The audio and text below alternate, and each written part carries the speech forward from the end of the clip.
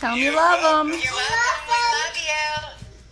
Say love Get you. your candy. Oh yeah, shoot, that's in here.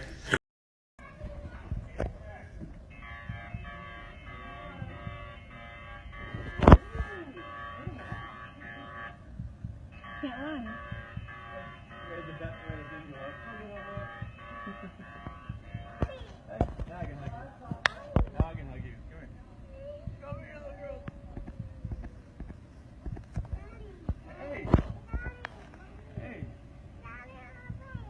Airplane. I know.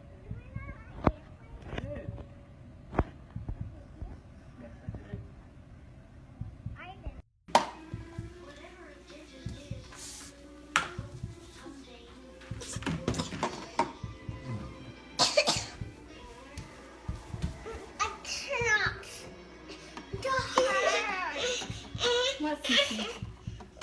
You can hold that.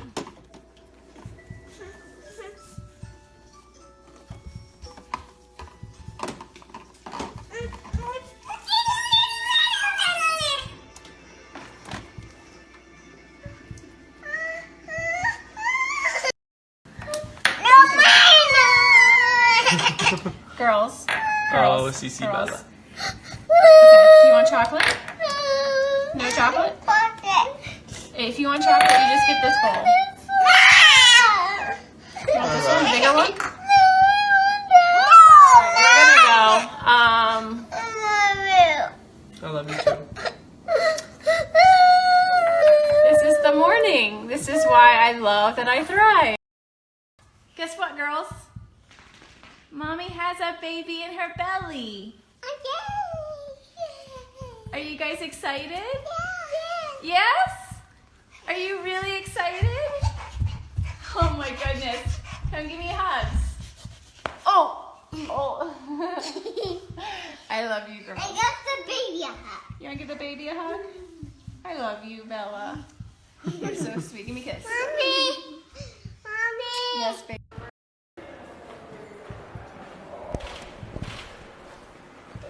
Mr. Watts, why did you kill your wife and 2 children? Mr. Watts, did you confess?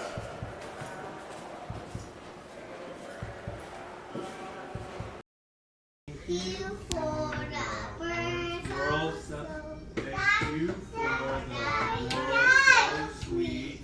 Thank you for the food we eat. Thank you for the birds that sing. Thank you, God, for everything. Amen. Jack, Knuckles. I don't want them to really go in the ocean. I mean, Ready, set.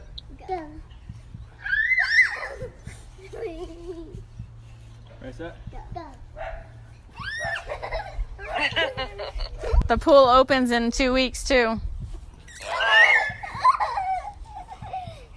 what's the degrees today? 85, the last I checked. 120. Wow. No, Cece. Yeah.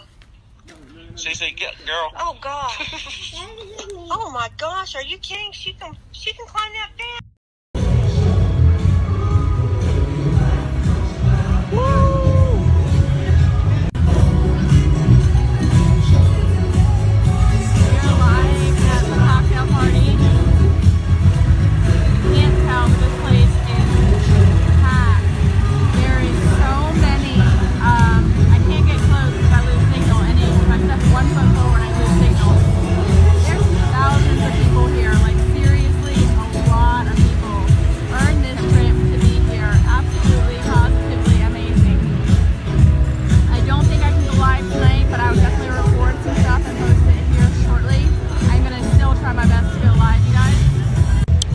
Everyone needs to deserve this. Everyone. Absolutely everyone. Tell them how much fun it is. It's amazing. This place is nuts. Absolutely. It is phenomenal. We're gonna go have some fun. Get to hear what's coming out. It's absolutely exciting. We're super excited. We'll be back here live shortly, guys. Love you.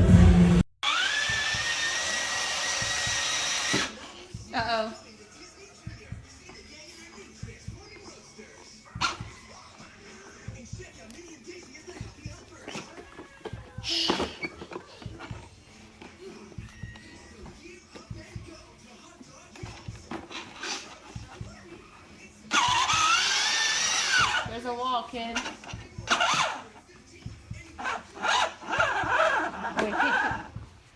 Let go of the gas. Watch out, Bella.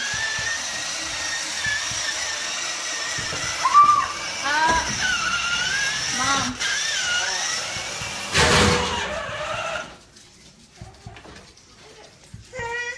I don't want to be in it. Get lower.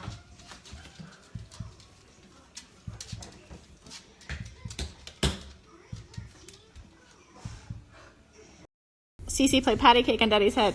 Yeah, she's gripping it right now. Cece, play patty cake on Daddy's head. Go whack a daddy. Don't do that, Cece. Don't do it. Sounds kind of hollow. Whack a daddy. Don't spit. Don't spit on Daddy, please. Oh, that's a shower.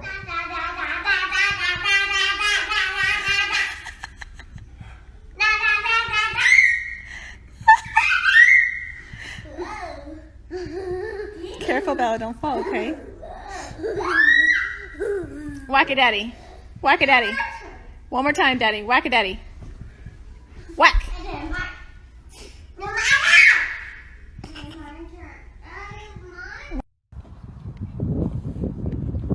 You're doing a good job, Bella.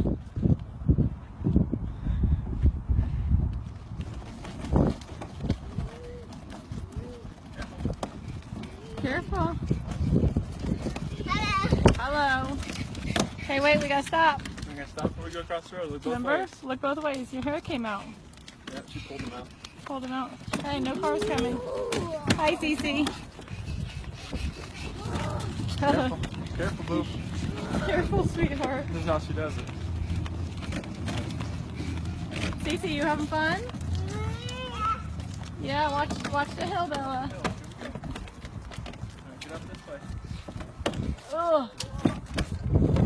That's all you do. You're red. Alright. No running up the hill. Remember, you're good. Could objectively say that this is perhaps the most inhumane and vicious crime that I have handled out of the thousands of cases that I have seen. And nothing less than a maximum sentence would be appropriate.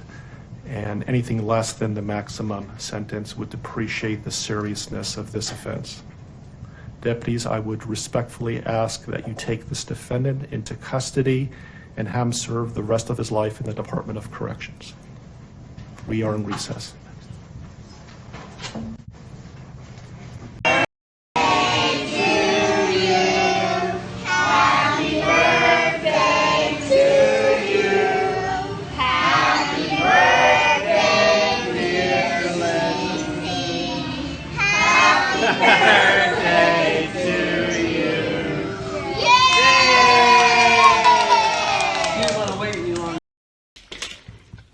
Your baby needs some clothes. I don't have anything you can play with right now, Bella.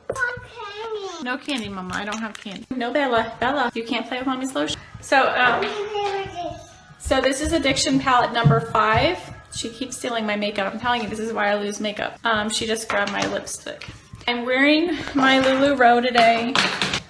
Sorry, guys. I'm dropping everything because of this child of mine. Hence why I lose makeup, you guys. Bella seriously destroys my girls steal my makeup, and I'm Bella particularly. Bella steals them and breaks them, as you saw her do in action today. But here's my Christmas leggings. Can you see them? I haven't been able to get a picture of them yet because Bella doesn't take good full shot pictures yet. Grinch over here. Bella. We have the Grinch over here. We have the Grinch. We have the Grinch here.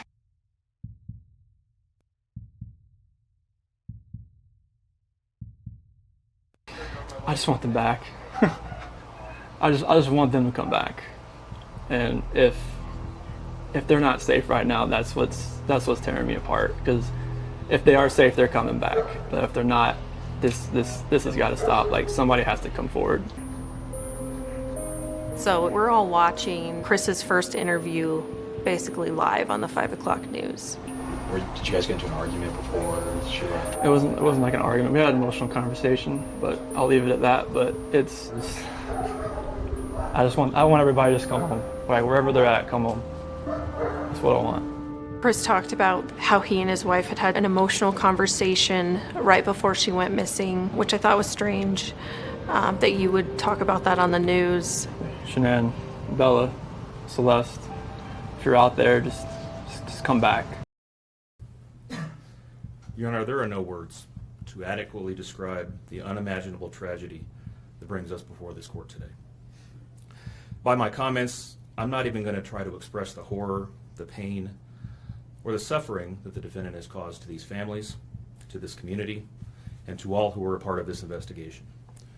However, I do want to spend a few minutes sharing with the court the details of the crime, as so far you've only had an opportunity to review the affidavit and a few facts here and there that have been offered to the court in the motions and pleadings that have been filed.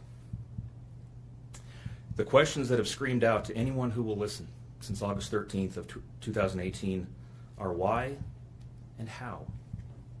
Why did this have to happen? How could a seemingly normal husband and father annihilate his entire family? For what?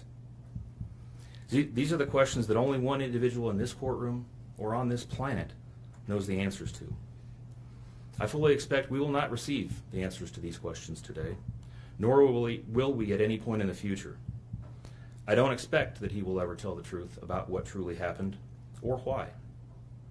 Even if he did, there is no rational way that any human being could find those answers acceptable responses to such horrific questions. The best we can do is try to piece together some kind of understanding from the evidence that is available to us. And the evidence tells us this: the defendant coldly and deliberately ended 4 lives, not in a fit of rage, not by way of accident, but in a calculated and sickening manner. Shanann was 34 years old. She had married the defendant in November of 2012. Over the weekend leading up to August 13th, she had been at a work conference in Phoenix, Arizona, and returned home in the early morning hours of August 13th. We know that she got home about 1:45 in the morning. The doorbell camera on their home shows her arriving back home from the airport. Shortly thereafter, at least according to the defendant, they had what he referred to as an emotional conversation about the state of their marriage and about what their lives would look like going forward. What was said during that emotional conversation, only he knows. What we do know is that shortly after that, the defendant strangled her to death with his own hands. We know that he slowly took her life the morning of August 13th. We know that this was not done in an uncontrolled, vengeful manner that he tried to describe to agents from CBI and the FBI. If that were the case, you would expect to see vicious, horrible bruising about her neck, shoulders, and face. You would expect to see the hyoid bone in her neck broken. You would expect to see some kind of defensive wounds on his body as she struggled and fought for her own life.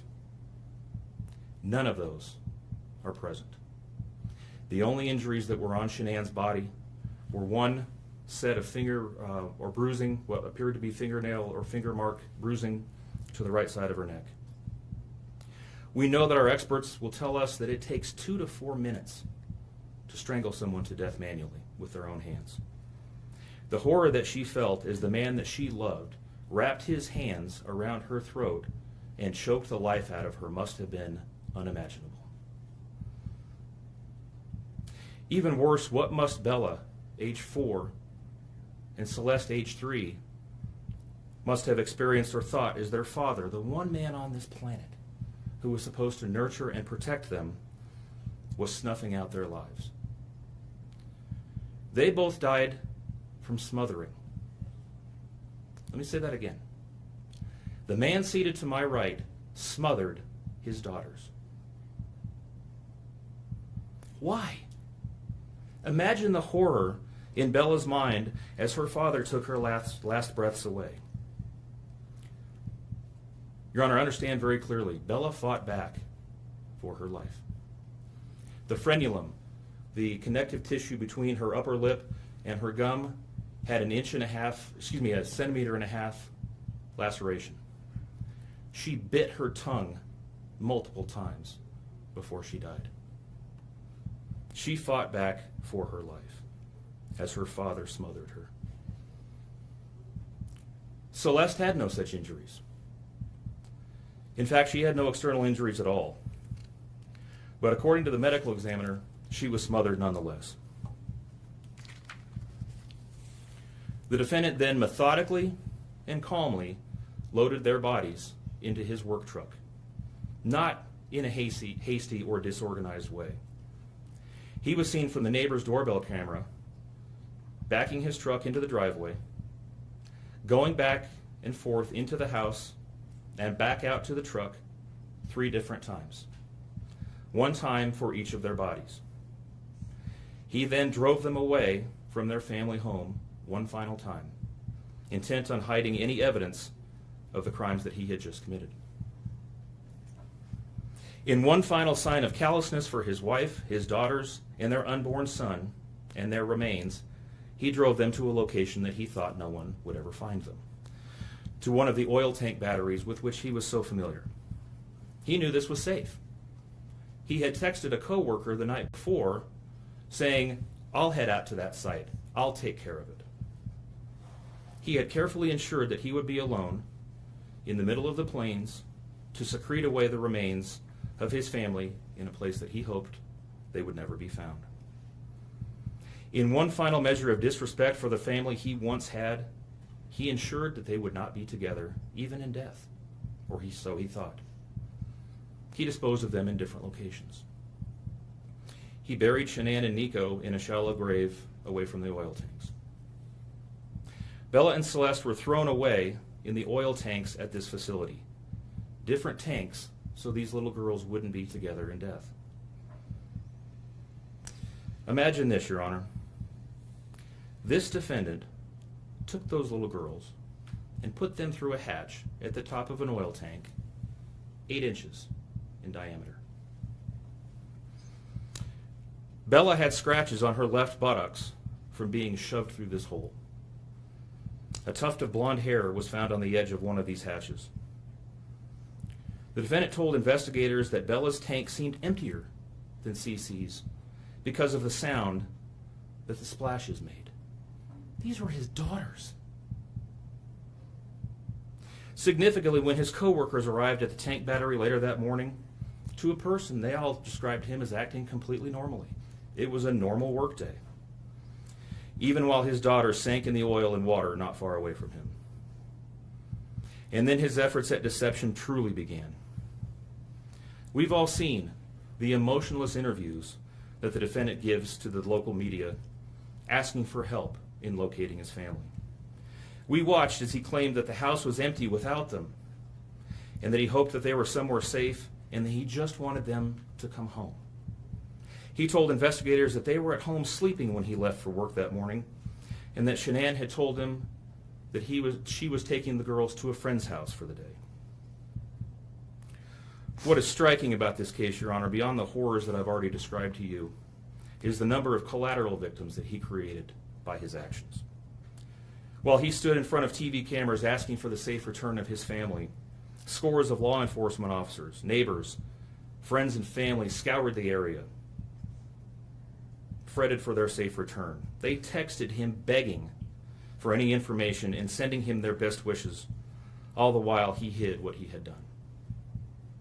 The list of indirect victims does not end there. Think of the firefighters and the Colorado State Patrol hazmat experts who had to don protective suits and who were called upon to pull Bella and Celeste out of those oil tanks. Or the coroner employees who had to conduct these autopsies. Or the victim assistants who frantically attempted to ease the suffering of those affected. All of this, Your Honor, for what? Why? Why did this have to happen? His motive was simple, Your Honor. He had a desire for a fresh start, to begin a relationship with a new love that overpowered all decency and feelings for his wife, his daughters, and unborn son. While Shanann texted the defendant over and over again in the days and weeks leading up to her death, attempting to save her marriage, The defendant secreted pictures of his girlfriend into his phone and searched and texted her at all hours of the night. While Shanann sent the defendant self-help and relationship counseling books, one of which, ironically enough, was thrown in the garbage. He was searching the internet for secluded vacation spots to take his new love in researching jewelry. And while Shanann took the girls to visit family in North Carolina, the defendant went to car museums and the sand dunes with his new girlfriend. The stark contrast between the subjects of their internet and text content is absolutely stunning. Even the morning after he killed them and disposed of their bodies, he made several phone calls. One was to the school where the girls were supposed to start, telling the school that the girls would not be coming to school anymore, that they were being unenrolled, presumably to give him some more time before law enforcement notification about them going missing. He contacted a realtor to start discussing the selling of his house, and he texted with his girlfriend about their future. None of this answers the questions of why, however. If he was this happy and wanted a new start, get a divorce. You don't annihilate your family and throw them away like garbage. Why did Nico, Celeste, Bella, and Shanann have to lose their lives in order for him to get what he wanted? Your Honor, justice demands the maximum sentence under the agreement reached by the parties. As you will recall, the agreement calls for life sentences as to Shanann, Bella, and Celeste, and all of those to run consecutively to one another. It also calls for the count of unlawful termination of a pregnancy as to Nico to run consecutively to counts 1, 2, and 3.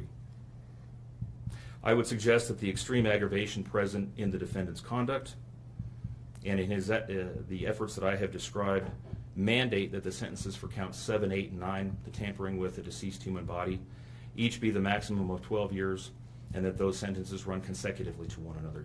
It is very clear that each of these acts, that these were not the subject of one act, but each oil tank that he walked up with his daughter's bodies and the hole that he dug for his wife and unborn son mandate a mandatory consecutive sentence.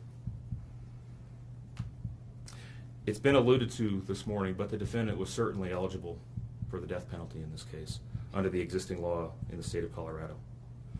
As you heard, Shanann's family strongly opposed my office seeking the death penalty and being bound to the criminal justice system for the next several decades. That's in large part, as you've heard, why we have reached the agreement that we have. 4 lives were lost at the hands of the defendant on August 13th for reasons that we will never fully understand, nor will we know. In the end, the Rusick family was much more merciful towards him than he was towards his wife, his daughters, and his unborn son. Prison for the remainder of his life is exactly where he belongs for murdering his entire family. Thank you. Are you seeking 91 days to file a request for restitution? I am, Your Honor, please. I'll grant that request. Just wait. Hi guys, say What's hi going Bella. We gotta get you dressed, kid. I Look know, what Bella's right? eating. Bella's eating some of the ingredients. She got a nice little bowl of chocolate chips. Look at that. What is that, Bella? Can you show them? What is it? Is it chocolate? Is it chocolate? It's chocolate little mini morsels, right? Yeah, good job. So she's been eating my peanut butter and the chocolate morsels so far today. So we're gonna let a few more people hop on, and then we're gonna get cooking here, and we'll explain to you what we're cooking up over here. So Yeah, welcome to the 12 days of Christmas, Lavelle Day, and even though I like to claim that I could probably cook, I can't at all. So I'm gonna let my wife do all the cooking. She's gonna make up some Thrive Bites for us. and I'm gonna go wash my hands real fast. Uh-oh. She's gonna leave me here alone. Oh, we got some people joining. Bella, look. Got people looking at us. Say hi. Wife's gonna be making up some Thrive Bites here in a second, so make sure you hop on and join us for the 12 days of Christmas. Bella's got some chocolate chips. I need a Lavelle apron. They All right, guys. Hey, Michelle. Hey, Amanda. Bella's showing you what she's eating. She's eating the ingredients. She's been eating the ingredients since I've been getting them prepared, so. So we're gonna make Thrive Bites today. Chris didn't want to go on live doing it because he didn't want to mess anything up. Not that you can mess anything up with Thrive Bites. It's so simple.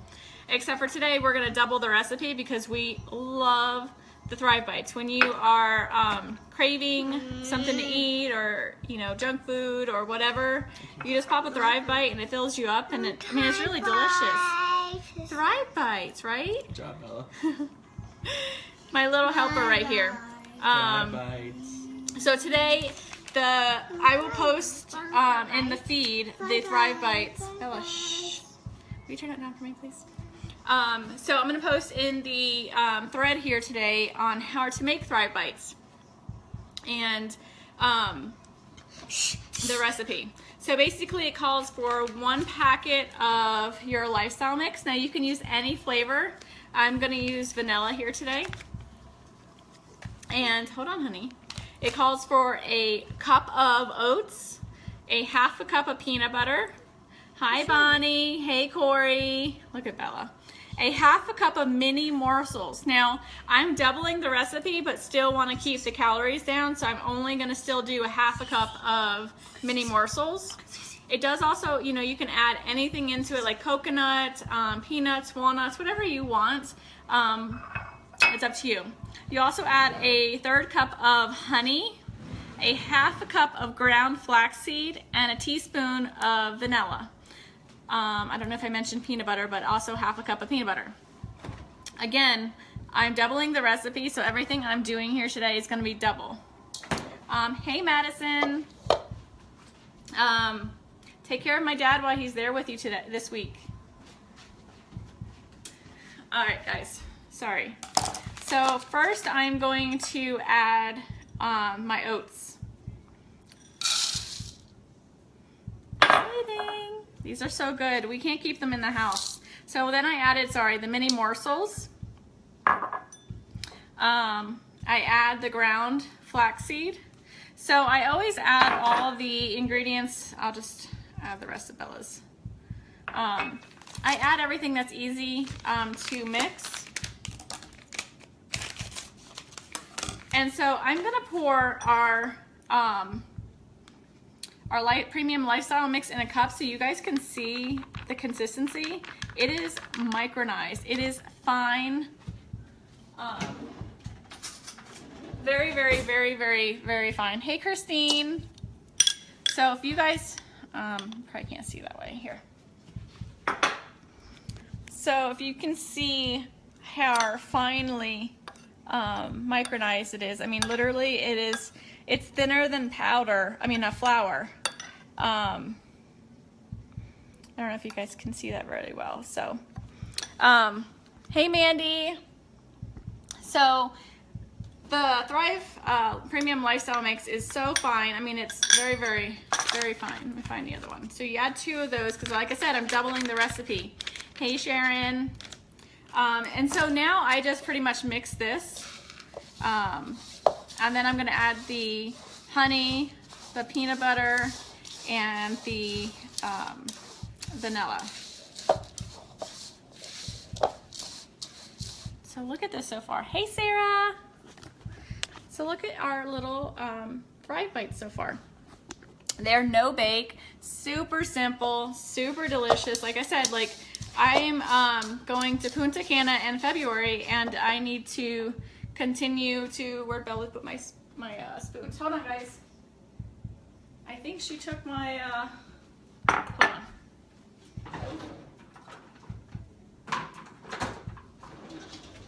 All right, I got 2 more. So if you're like me, yes, Michelle, they're super delicious. So now I'm gonna add the honey. So I'm going to Punta Cana in February, and as much as I want to get into the gym, and I'm working on trying to find the time between work, being a stay-at-home mom with the 2 girls, life and everything, it's really hard to get into. I just added the vanilla, sorry. It's really hard to get myself into the gym as much as I really want to. I've been doing some kind of like mini workouts at the house, like squatting and things like that. But it's hard for me to get to the gym, and being a stay-at-home mom during the day and working overnight shifts, you tend to snack a lot because you're always around food, and you know, whatever happens, you know, the kids are eating snacks, you jump on snacks. So this is my way of making my own snack, that instead of me grabbing a fruit roll-up or a bag of chips or any of that stuff, I just grab one of these, and I've made my own for the kids too. So they have their own little protein bites Bella loves. So now that all my ingredients are in here, I'm just going to mix it up really good. And as you guys know, messing with peanut butter, it's fun. So, sorry, I don't like a mess when I'm cooking. Not that I'm cooking. I know, Bonnie. So Bella does squats with me at the house because, you know, we all gotta work up the backside, right? So I am doing squats at the house, and it's super funny because she tries to do them with me. And so here comes Cece, the sumo wrestler, doing squats in my living room because she literally looks like a sumo wrestler when she's doing them. Yeah, Mandy, so that is my favorite side effect. And you know, the thing is, it's not a weight loss company. And as you know, I use you as an example because you are super skinny when you started Thriving. And so like, it's not a weight loss company, but you know what, with anything you can do, you can manage your weight, you know, with just the small things that you do with cutting out junk food. Like that's what has happened with me when I started the Thrive experience, is I no longer crave a lot of the junk foods as I used to crave. And being lazy from, sorry, I'm getting another spoon. Some of the, you know, filling in your nutritional gaps and craving more water, which is all I used to drink before, but I really crave a lot more water now. And on top of that, like I'm literally eating better. So that's really huge. You know, you got to take care of your body. You got to eat better. I'm changing the spoon because of the peanut butter. Hi, Carrie. So we're making mini Thrive, or not mini, but Thrive Bites here. So my hands are washed. Sometimes, you know, when you're in the kitchen, you just stick your hands in there. With the heat of your hands, it helps to melt the peanut butter a little bit, and so it kind of makes it easier to manage, so to speak. And then we're just going to literally roll these into balls, whatever size you like. I like to do them in like little minier sizes. So, and I'll kind of demonstrate here. Let me get this.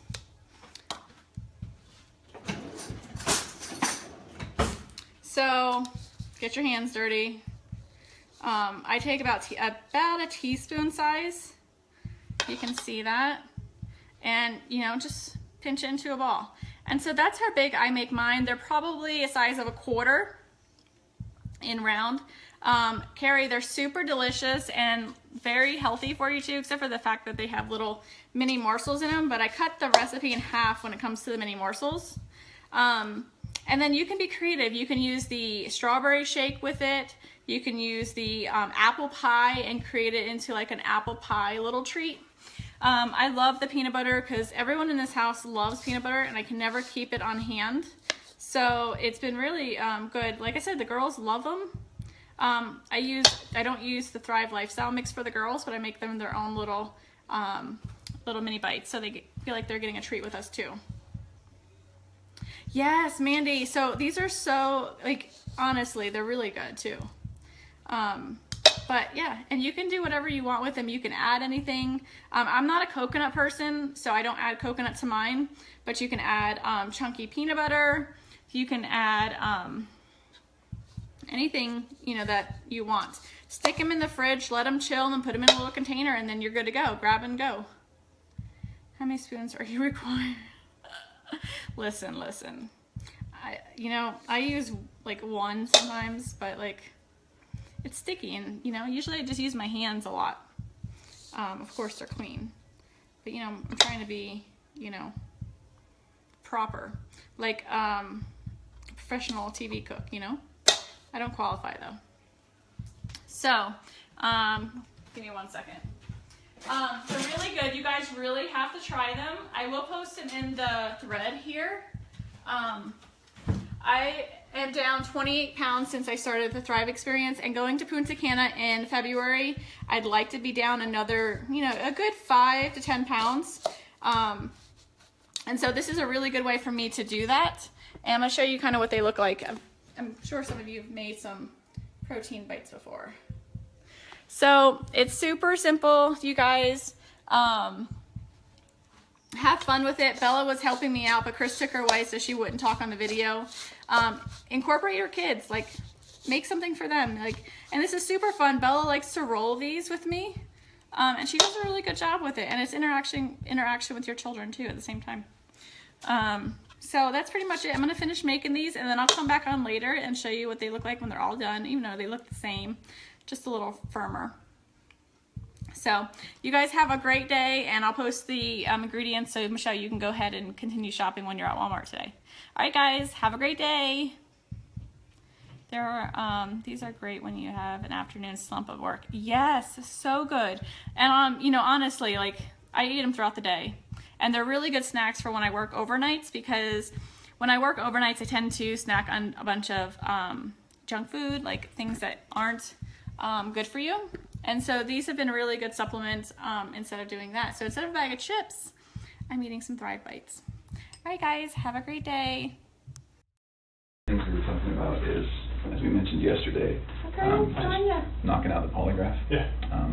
Why don't we do that today? Okay. Why don't we do that now? Okay. We'll get that out of the way when you're done. This is Tammy. Did you meet Tammy yesterday? No, that's okay. the only one. This is Tammy. Hi, Chris. How are you? All right. So then when we're done, we'll figure out our game plan that I was talking about today. Okay. Does your dad have availability to use the car if you're going to be here for like an hour or more? Can you drive? Oh, he can drive. Yeah, he's yeah. Okay, and I'll go explain to him everything that's going on. Okay. He will know where to go, but. Oh, okay. Well, we can. Well, the house. He knows how to get to the house, but if Okay. it's not ready, he can't go in there. But. Okay. Does he know how to use GPS on his phone? Or Yeah, but he wouldn't know, like, you know, where else to go besides my house. Oh, that's true. Because there's no, I mean, I can tell him if he gets to go to my friend's house, if Okay. I'm not sure, like, if I'm be here for an hour or like 4 hours. You want me to just go talk to him and let him know when the house is going to be ready and all that, and when he can go? Because he can go grab a bite to eat or something, right? Oh yeah, like if there's everything should be open by now around here. So Okay. Yeah. I'm sure. Well, he's been flying since like 5 o'clock East Coast time, so. Okay. Why don't we knock this out? Okay. I think it's the best thing to do to move past all of this, and then I'll go talk to your dad. He'll have the keys. Everything will be good. Okay. Yeah. You have this number, so you can call him when you're done. There's like no signal in this place, so. As bad as that. That's why I couldn't talk to you earlier. Like, yeah, it was. Between him and me, we'll figure out how to communicate with him and get him where he needs to go. Okay. Yeah. I've been getting text messages from like a lot of news places. Okay. I don't know really, like. You know, I think that's part of maybe what we game plan today. I mean, not just here, like everywhere. Today show, or I don't like know what to do with that. Well, I think that you certainly can do whatever you need to or want to do, but I think that after we knock this out, we get back to the team and we make a plan. Okay, so I've been getting different like advice, like as far as like her mom says, like if it's a kidnapping, then she says not to talk to anybody. Yeah. But like I'm like torn of what to do.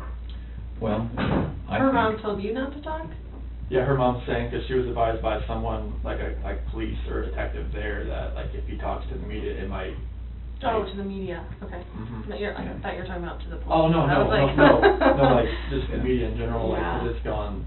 I mean, today's show, Good Morning America, is trying to get a hold of me, my parents, friends. So I just sometimes we release details that maybe the public they want doesn't details know. from me. I know, so And that's why why I'm like I don't want to impede with what's going on here, and put the things out because I've watched enough shows that say like, all right, don't put things out there before the police. Because then you don't know if somebody really knows or if they just saw it on TV. Mhm. Yeah. Well, let's do this. I think while you're doing this, it's going to be completely okay to ignore your phone and the media and everyone, right? Okay. So let's get this out of the way. I think it'll really clear your mind a little bit, right? All right.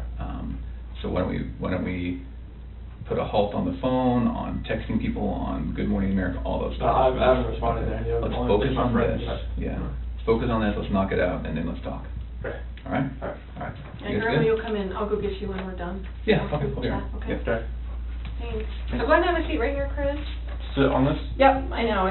I'll explain with that here in a little bit, but you don't have to worry. It's not on or anything right now. It's not gonna buzz you or anything. I've never done this before. I know. A lot of people haven't had polygraphs before. It's not like a normal thing that people go through. A lot of people, like obviously in law enforcement and places like that, they have to go through polygraphs for their job. But other than that, most people never take a polygraph in their entire life. So. Yeah, so I have like no idea like what to expect, honestly. Yeah. So how are you feeling today? I'm sick to my stomach, honestly. Like, the first day I thought, okay, she was just somewhere. Sure. And after yesterday, all the activity at my house, I didn't know, it went to the other extreme. I've just been like sick to my stomach that either somebody has her or she's in trouble and the kids are not safe either. Right, right. Well, and I think that's totally awesome that you're here today. I mean, I commend you. We do this in all of our missing person cases, so don't think that we're just singling you out like, oh my gosh, they want me to take a polygraph. Anytime, you know, someone was the last person to see people or, you know, it's a missing person case, we start from the inside and we work out. I mean, that's pretty much what we do. So I've done polygraphs on the Jessica Ridgway case. I don't know if you were here for that. The name sounds The familiar. little girl that went missing in Westminster and all that, yeah. And then just the one that we had in Thornton last year or the year before. So we do this all the time. So please don't think that you're being singled out. Like this is one way that if you didn't have anything to do with it, that we can let the investigators know, the people that really do need to know, that are looking for your wife and your little girls, to let them know, like, you know what, don't focus on Chris, focus over here, because obviously we've already cleared him, he's good to go.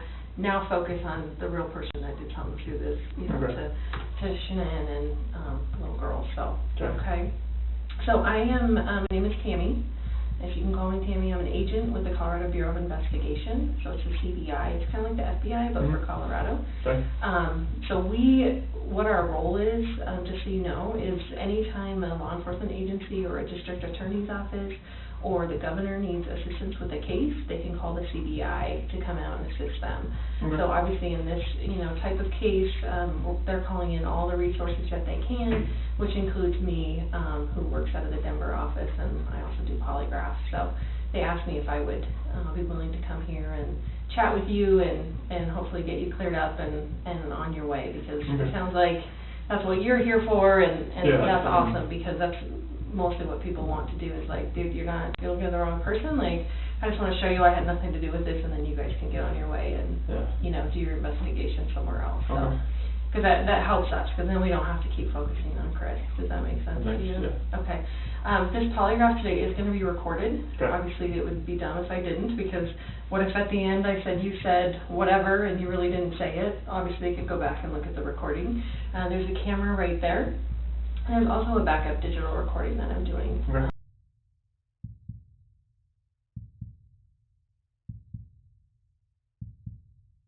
Okay. Chris Watts, WATTS. Wow. What's going on right now around your house? Right now, you got K9 units, the sheriff's department. Everybody's like they're doing their best right now to figure out like if they can get a scent, see where they went. If they went on foot, they went in a car, they went somewhere.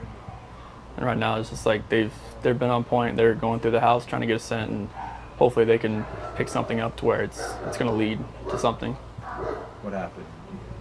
Your wife came home. Tell me what's. She came home from the airport 2 a.m. and I left around 5:15. She was still here, and like about 12:10 in that afternoon, her friend Nicole showed up at the door. Like I had texted Shanann a few times that day, called her, say, you know, but she never got back to me, but she wasn't getting back to any of her people as well. And that's what really concerned a lot of people, is like, if she's not getting back to her, like if she doesn't get back to me, that's fine, like she gets busy during the day, but she didn't get back to her people, which was very concerning. And Nicole called me when she was at the door, and that's when I came home. And then walked in the house and nothing was vanished, nothing was here. I mean, she wasn't here, the kids weren't here, nobody was here. What's your wife's name? Shanann, SHANANN. What's your kids' name? Bella and Celeste. How do you spell Celeste? CELESTE. How old are your daughters? 4, Bella's 4, Celeste is 3. And so, how many times did you try calling her? I called her 3 times, texted her about 3 times just to say, you know, what's going on? Like cause after I called her and texted her once, it's like maybe she was just busy. Like she had just gotten back, you know, like everybody's probably calling her from her trip. She just got back from Arizona, and I figured she was just busy. But when her friend showed up, that's what it was like. It registered like, all right, this isn't right. Do you think she just took off? Do you think? I mean, right now I don't even want to just like throw anything out there. Like, I hope that she's somewhere safe right now and with the kids.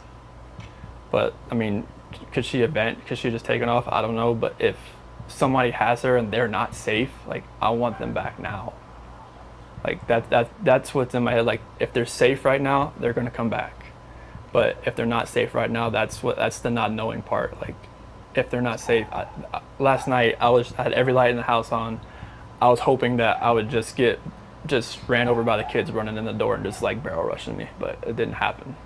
And it was just a traumatic night trying to be here. I'm gonna ask some kind of tough questions. Your relationship with the kids. Yeah, my kids are my life.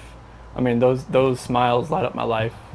And this, like, I mean, last night, like, during, like, when they usually eat dinner, it was just like, I miss them. Like, I mean, I miss telling them, hey, you got to eat that or you're not going to get your dessert, you know, and just like, you're not going to get your snack after. I miss that. Like, I miss them, you know, cuddle up on their couches. They have like a Minnie Mouse couch and a Sophia couch that they cuddle up on and watch, you know, Bubble Guppies or something. And it was just like, you know, it was tearing me apart last night, and I needed that. I needed that last night, and for nobody to be here last night and to go into their rooms and know that I wasn't going to turn the rain machines on, and I know that I wasn't going to turn their monitor on, and know I wasn't going to kiss them to bed tonight. It was that's why last night was just horrible. I couldn't do it. I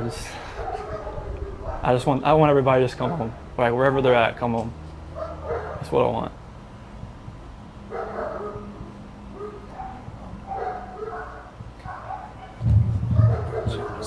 Where was she gone for? She was on.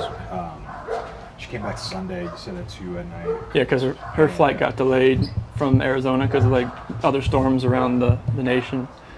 So she's supposed to get home like 11. She got home at like 1:48. She got in bed about 2. What was she going for? Like family trip or what? It was a Thrive direct sales. It was a local event that was down there between a bunch of leaders in the company. And that day she was back. I mean, I left work early that morning, like 5:15, 5:30. So like she barely gotten into bed pretty much. And, you know, this might be a tough question, but did you guys get into an argument before she left? It wasn't like an argument. We had an emotional conversation, but I'll leave it at that. But I just want them back. I just want them to come back. And if they're not safe right now, that's what's tearing me apart. Because if they are safe, they're coming back. But if they're not, this has got to stop. Like somebody has to come forward. You spoken to her family, like her parents? Yeah, they've been in constant contact, like every hour. I mean, everybody back in North Carolina and the East Coast. I mean, from Maine to Florida. What is her parents saying to you? They're just like if they need to get on a flight, just let them know. Because I mean, they feel helpless right now because they're on the opposite side of the country. I mean, Colorado is. I mean, you can't just drive around and look. I mean, it's just like you wouldn't really know what you're looking for. That's what the cops pretty much told me. That first day, I was like, I want to get out and drive around. They said, you wouldn't know what to look for. Last couple questions. What is law enforcement? What have the police or the sheriffs or your neighbors? What's police saying to you? Right now, this is what they're doing right now is with the canines in the sense. I think this is the biggest thing. This is the biggest thing they've done so far because yesterday the Frederick Police Department did all the searching of the house and tried to gather whatever information they could. And with the detectives, officers, and sergeants, and today it's, I mean, obviously with all the activity that's around, there's a lot going on around here, and I really hope that all this can lead to something positive.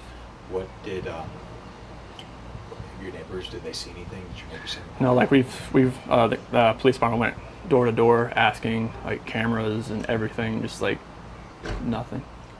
And my last question, if you have any though, so feel free to step in. My last question is, if your wife can see this, if she can watch these, what would you like to tell your wife and your kids?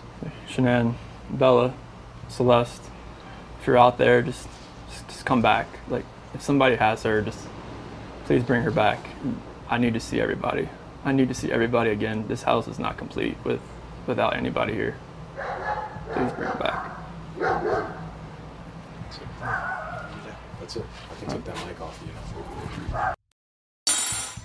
Hey everybody! So I'm home with the family, and they're excited to try the new Pro Bars, and they came in, I think, yesterday. So we have cookies and cream, and we have lemon meringue. Who wants Pro Bars? I do.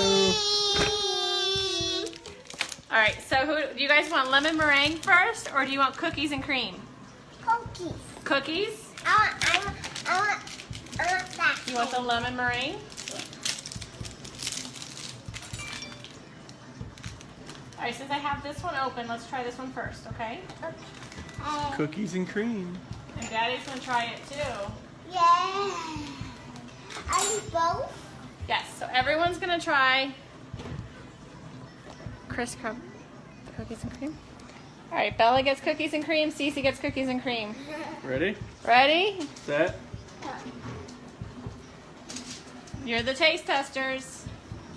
Yummy. Is it yummy? What's it taste like? Chocolate. Chocolate. What else? Watermelon. Watermelon. What's it taste like, Cece? Chocolate. Chocolate? Uh-huh. Is it delicious? Daddy?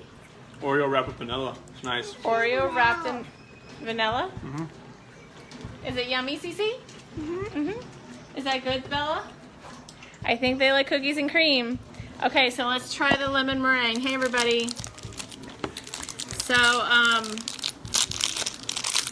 little crazy over here. Cece loves the cookies and cream. You like it?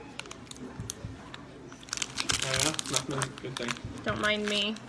It's been a long travel day yesterday. Been cleaning, regrouping today. Hey, Jen. Okay, so Chris, this is the lemon meringue. Nope, that's Daddy's. Here's yours. Wait, don't take. Wait. Here, Bella. Okay, this one's lemon meringue. It's like the pie, but better because I don't like the pie. Ready, set, go. Ready? Hey, Jessica. That's so good. How's that taste, Cece? Good. Good? Yeah? Do you like that one better? Me too. I like it. What's it taste like? You like lemon meringue pie? Straight out the box. Bella, what's it taste like? I don't like it. You don't like that one? Bella doesn't like that one. That's okay. Okay. You like the birthday cake, right? And the cookies and cream? Yep. Dieter, do you want some? Yeah, Dieter wants some. All right, so which one's your favorite out of all the Pro Bars? Hey, Wendy. I would say lemon meringue. Lemon meringue? What's your favorite, Cece? Birthday. Birthday? Mommy's favorite. What's your favorite? The cookies and cream? Wow. We have to keep 3 on stock. It's a good thing. How do I turn this around? It's a good thing that I have all 3 of the favorites in the house. Cinnamon rolls were sold out of it here at the house. You like it? I want dip and cream. You want dip and ranch? You want ranch dip and chips? Jess, I have them all. I just ate all of the cinnamon rolls. Cece actually really likes the cinnamon rolls too. Look at that one. Cookies and cream. We got Cookie Monster.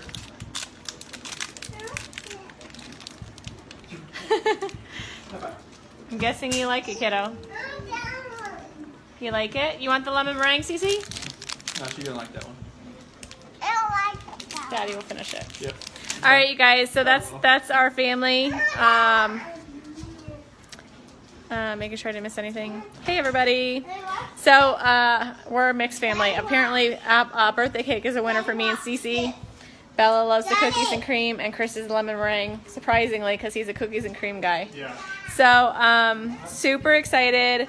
I love it that it's a healthy snack and Cece can eat it because she has a tree nut allergy, and none of our products are made in a facility that handles nuts at all. So Cece can have them. There's 0 nuts in them, and it's the only like go-to bar. Like we can't do processed bars. We can't do anything like that because Cece can't have any of it because it's all processed in a plant where there's tree nuts or nuts.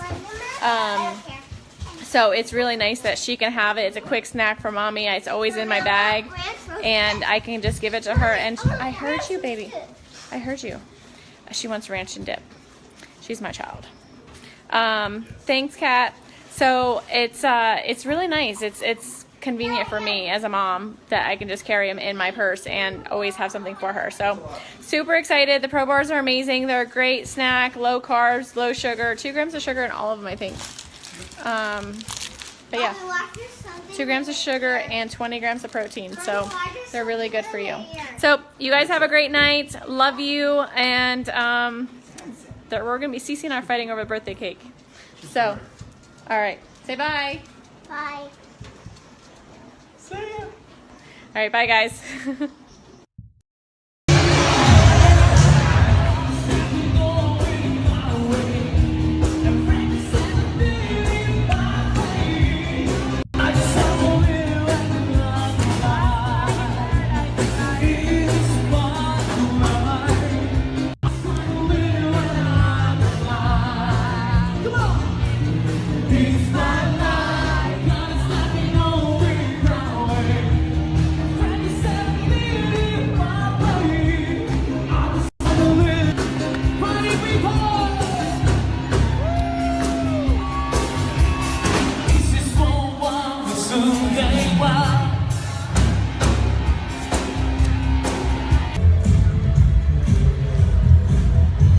Tell them how much fun it is.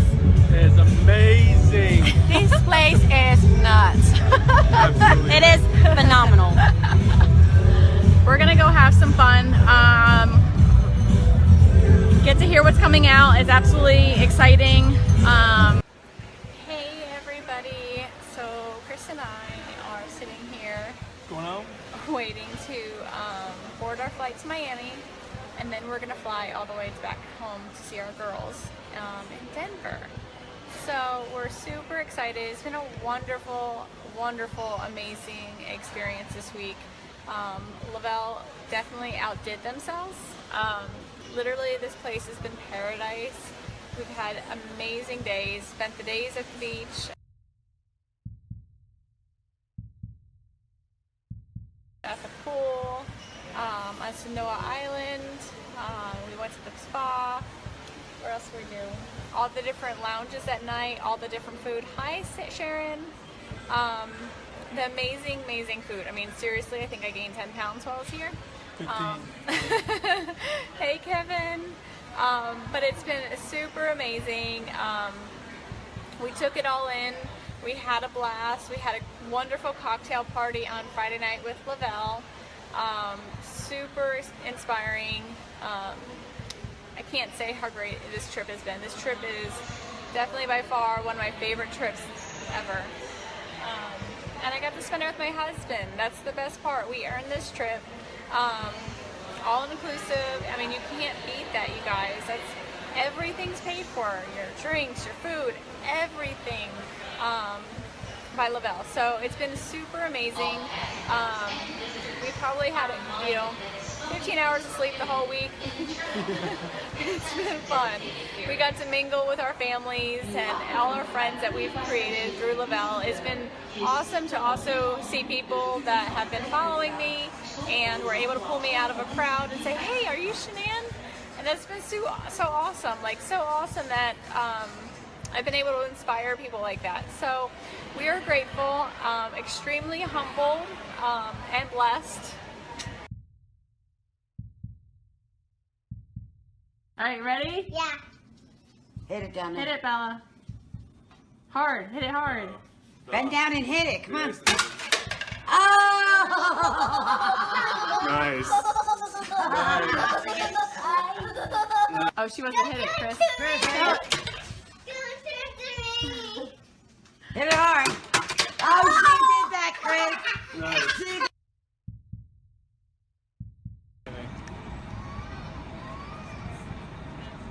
Say hi, guys. What up?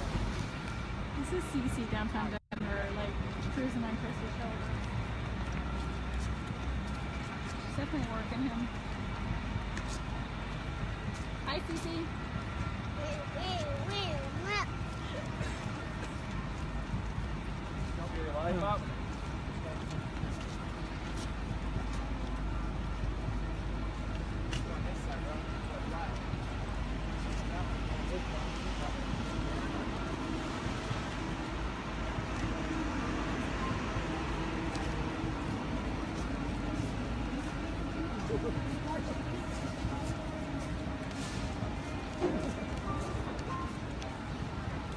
Cece's been taking a wear tear on Chris's shoulders.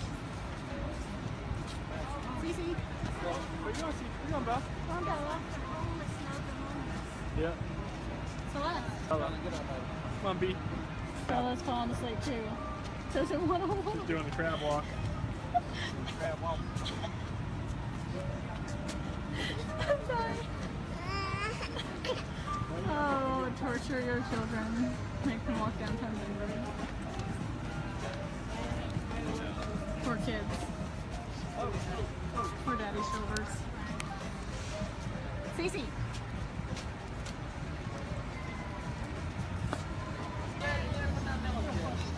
It's so good. Oh, thank goodness. It turned out nice for us. We're just talking April. They're going to do another lifestyle getaway. I guarantee one's going to be here in Denver one day. It'd be awesome. Right, Cece? Oh, yeah. You having fun, Cece? Yep. Yeah.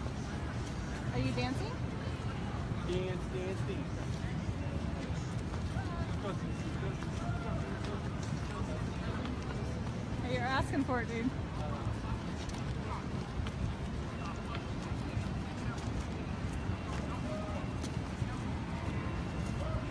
Bella said Papa's her best friend.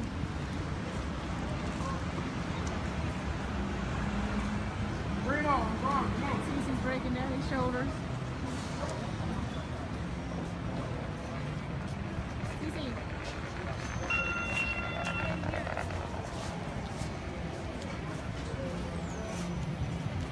There's Mimi and Papa with Bella. And downtown Denver. So different when it's not late at night.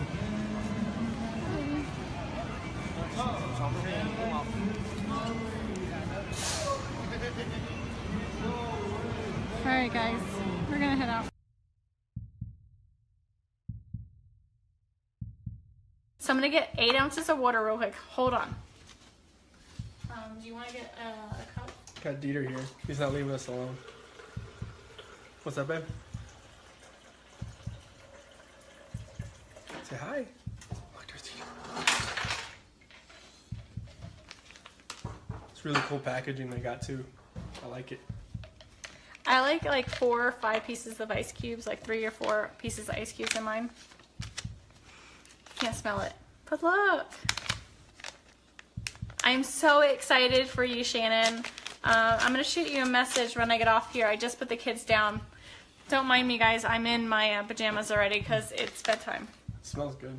Oh my god. Smell that.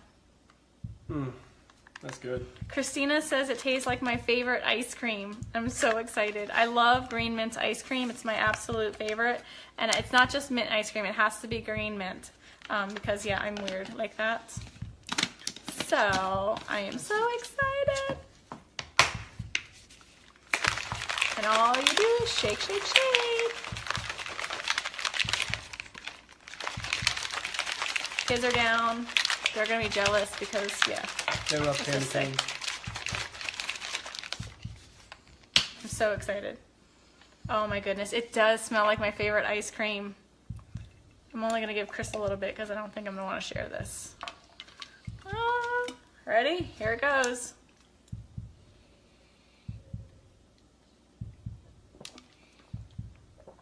Oh yeah. It's just like mint ice cream. Oh my goodness, this is absolutely amazing.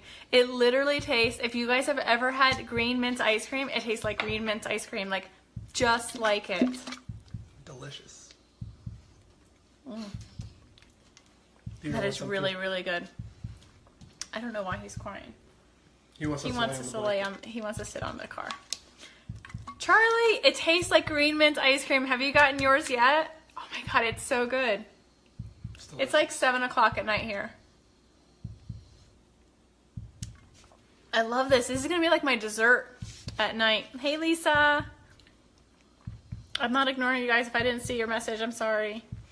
It is amazing. Absolutely, positively amazing. This is probably my new favorite. Like, oh wow. Michelle, it's amazing. And you know what I'm gonna do? I'm gonna try this tomorrow, so be prepared. I'm gonna go live tomorrow. I'm gonna try it with this. Hold on. Uh-oh. What are you trying? Oh. Cafe. Oh my goodness, it's gonna be amazing. Oh, Chris, that stinks. It's amazing. Let me just tell you, it's absolutely positively amazing. You're talking to me. No, different Chris. There's a lot of Chris's. Hey, Melissa, did you get yours yet? It's so good, girl. Michelle, when is yours? Look when it's supposed to be delivered. Okay, that's absolutely amazing. Candy cane lifestyle mix. Candy cane lifestyle mix, and it's healthy. Like, seriously healthy. Oh my goodness, it doesn't get better than this. They never, never, ever disappoint. Never, ever. I'm so excited. Okay, you guys, so that is our candy cane lifestyle mix. It's absolutely amazing. I know they sold out, so I don't know if they got more coming in. I do have three extras if I'm willing to share. Yeah. So anyone wanting to start the Thrive experience, I have 3 extra candy cane for you. Herb, I got you covered. It's so good. Like, seriously, mint ice cream. Green mint ice cream is exactly what it tastes like. Like, amazing. I'm gonna actually blend this tomorrow with some ice. That's gonna be awesome. It's gonna be a little treat. Ice cream in a cup. Except for it's not green, but it's delicious. It's really, really, really good. Okay, guys. Tomorrow morning, be prepared. I'm gonna go live with cafe and candy cane. Cafe, candy cane. Happy mama right here, because I'm baking tomorrow. You guys saw what I'm baking. Should I tell you guys what I'm baking? Listen, you're gonna be at work, so you can't taste test. Who wants to know what I'm baking? A free candy cane lifestyle mix, individual, for whoever can guess what I'm baking. Specific. Chris doesn't even know. I know.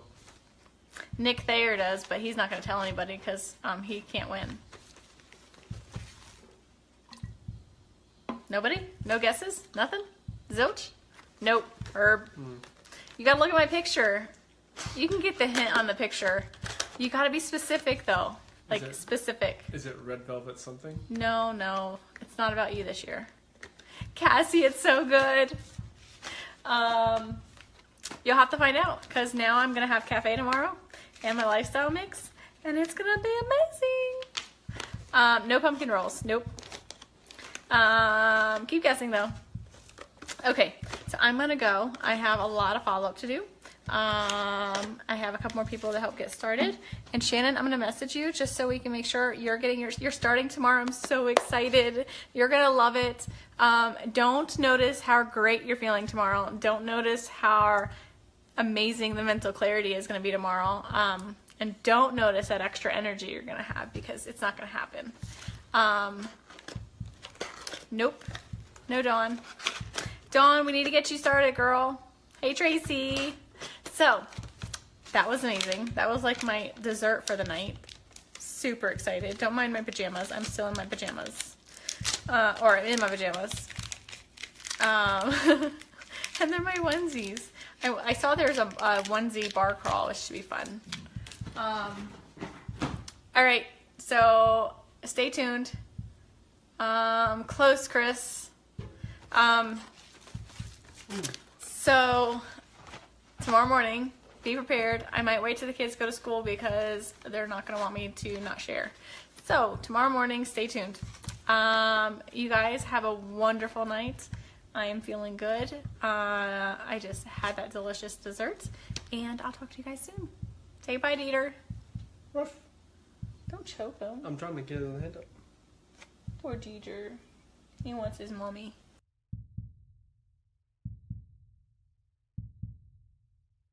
I think that's about it. Today's Sunday. Chris ran at 6 o'clock in the morning on a Sunday on his day off. What'd you do, 5 miles? Well, come over. So, you know, it's amazing what you can do with Thrive and how it gives you the energy and mental clarity. How are you watching and you're sitting right here? I'm right here.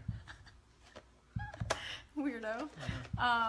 So Chris has lost a significant amount of weight since you started Thrive. How much? 50 pounds. And he's in a medium. He went from a 2X to a medium.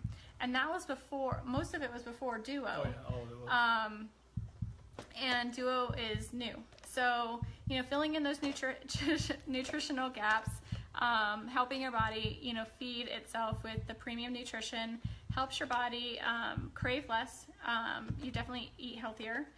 We haven't changed our diet. As you see, we've eaten banana butter bread this week. We've had brownies. And, you know, I'm sneaking in candy corn here and there. So, it's amazing. Thrive has a lot of benefits for everybody.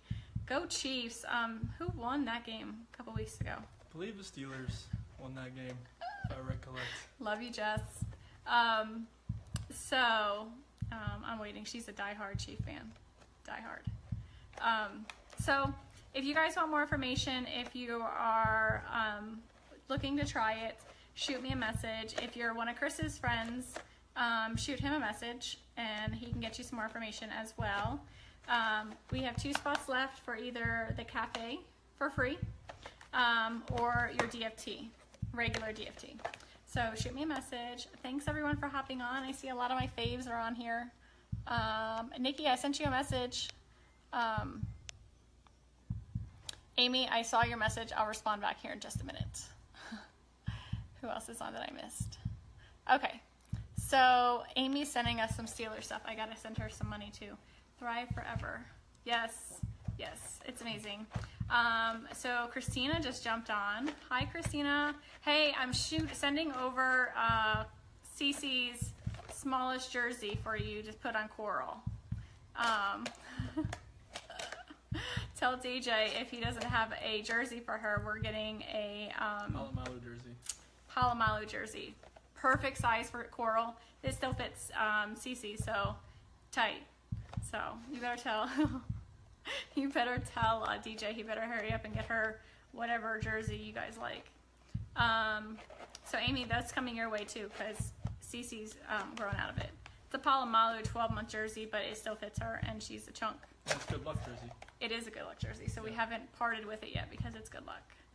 So, does anyone have any questions that's new and would like? You can use credits today, so if you have Lavelle credits, you can use credits to buy the Duo, DFT Duo.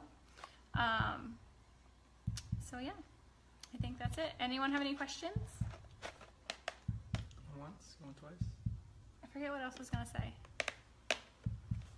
I want a cafe right now with my lifestyle mix though. All right. So McKenna will have plenty of time to wear it because it's you know how they're larger. They wear larger. So all right. So shoot me a message. I'm gonna go celebrate with a piece of banana nut bread. Just kidding. Maybe.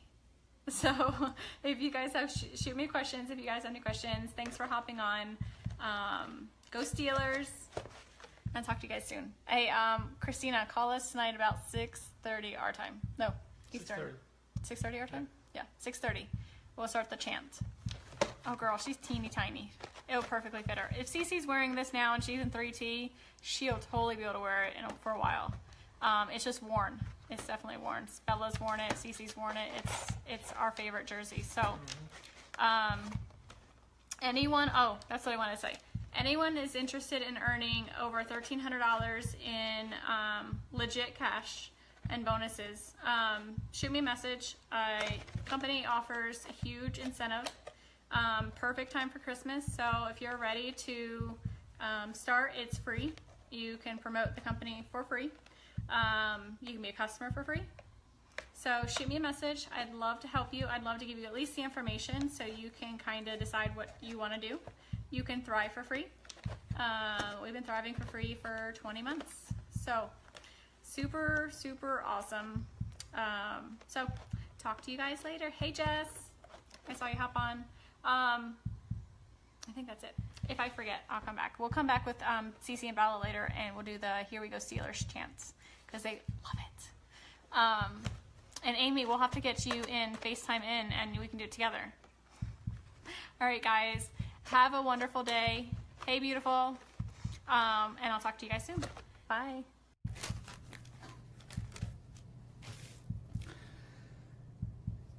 What I'd like to say to the courts that Shannon, Bella, and Nico are loving, caring people. They love life. They love being around people who love them. They always had good times. This is the first time they went to the beach this year, and they loved it. But God only knows what happened that night. Life will never be the same without Shannon, Bella, and Celeste and Nico. Had all their lives to live. They were taken by a heartless one. This is the heartless one, the evil monster, who dare you take the lives of my daughters Shannon, Bella, Celeste, and Nico. I trusted you to take care of them, not kill them. And they also trusted you. The heartless monster, and then you take them out like trash. You disgust me. They were loving and caring people. You may have taken their bodies from me, but you will never take the love they had from me. They loved us more than you will ever know, because you don't know what love is. Because if you did, you would not have killed them. You monster, thought you would get away with this. I don't know how. The cameras do not lie. You carry them out like trash of the house. Yes, I seen the videotape. You buried my daughter Shannon and Nico in a shallow grave, and then you put Bella and Celeste in huge containers of crude oil. You heartless monster. You have to live with this vision every day of your life, and I hope you see that every time you close your eyes at night. Oh, I forgot. You have no heart or feelings or love. Let me tell you something. I will think of them every day of my life, and I love them every day of my life. Prison is too good for you. This is hard to say, but may God have mercy on your soul. I hope you enjoy your new life. It's nothing like the one you had out here. May the courts have no mercy on you. It's hard every day. It hurts in so many ways. I have heard people say that you're not a monster. No, you are not. You're an evil monster. Thank you. Love you, Shannon, Bella, and Nico. Love you, Pop and Dad. And one other thing. And Shannon says she is super excited for justice today. Thank you, Your Honor. Thank you, sir. The past 3 months, I barely slept because I've been going through a lot of different emotions because I did not see this coming. You went from being my brother, my sister's protector, one of the most loved people in my family, to someone I will spend the rest of my life trying to understand. What gave you the right to put your hands on a woman, let alone my best friend, my beloved sister, your daughters, and your son? Why weren't they enough for you? In the blink of an eye, you took away my whole world, the people that mattered to me the most. Everything in my life I loved, your children. They trusted you. They loved you. They looked up to you because you promised to keep them safe. Instead, you turned on your family. My blood is boiling as I write these last words because they are the last you will ever hear from me. I can't even think of the right words to describe the betrayal and the hate I feel. And to be honest, you aren't even worth the time and effort it takes to put my pen to this paper. There isn't a day that goes by that I don't cry for my family. They were my whole world. All I do is ask myself why. Why would you do this? You don't deserve to be called a man. What kind of person slaughters the people that love them the most? Did you really think you would get away with this? Did you really think that this was your best option, to throw away your family like they were garbage? They deserve better, and you know it. I hope you spend the rest of your life staring at the ceiling every night, being haunted by what you've done. None of us deserved this. Hearing my mother and father cry themselves to sleep in this hotel room causes me anguish that is beyond words. I can't describe how this feels, how badly my heart is breaking for my poor parents. We trusted you. You have taken away my family from this earth, but you can never take them from my heart. You took away my privilege of being an uncle to the most precious little girls I've ever known. I will never hear the words Uncle Frankie again, but you will never be called Dad again either. You'll never be able to put your hands on another woman, let alone my best friend, my beloved sister, and your son. I just can't comprehend how they weren't enough for you. Shanann, Bella, and Cece loved you more than anyone. You were their hero. How could you destroy the people who loved them the most? I pray that you never have a moment's peace or a good night's rest in the cage you'll spend every day of your life in. A cage you are privileged to live in because my family isn't evil like you. We begged the district attorney to spare your life because despite everything, we believe that no one has the right to take the life of another, even someone like you. I feel sorry for your family. I know the pain that they must feel knowing that they can't hug you, because that's how my mother, father, and I feel every time we cry for our family. Nothing hurts more than watching or hearing my family weep for their loved ones. I just wish that I could tell that you would tell the truth, but I know that that is asking for more than you are capable of. I stayed up all night writing this statement. I don't sleep because of you. My life will never be the same because of you, but at least my conscience is clear. I get to live free, but I can't say the same for you. I haven't slept in 2 days because I've been anxiously waiting for this moment, the moment I get to tell you how I feel, how this has affected my family and I. My family and I can finally grieve after today. If anything, we will come out of this stronger today than we were before, and we will continue to pray for your family. Sincerely, Frankie Rusick. Thank you, Mr. Rusick.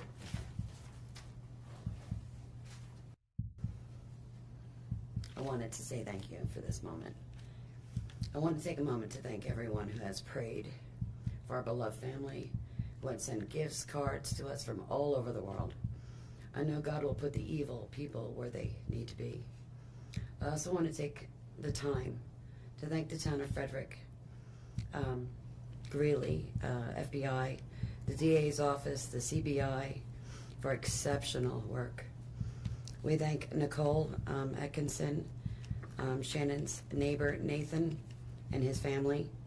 To me, they're our heroes. They really are. God bless. God makes no mistakes on who he puts in your life. Marriage is about love, trust, and friendship and unity. We marry for sickness and health, to death do us part. Our daughter Shannon loved you with all of her heart. Your children loved you to the moon and back. Shannon's family was her world. Shannon put a crown on your head. But unfortunately, the day that you took their life, God removed that crown. We loved you like a son. We trusted you. Your faithful wife trusted you. Your children adored you, and they also trusted you. Your daughter Bella Marie sang a song proudly. And I don't know if you got to see it, but it was, Daddy, you're my hero.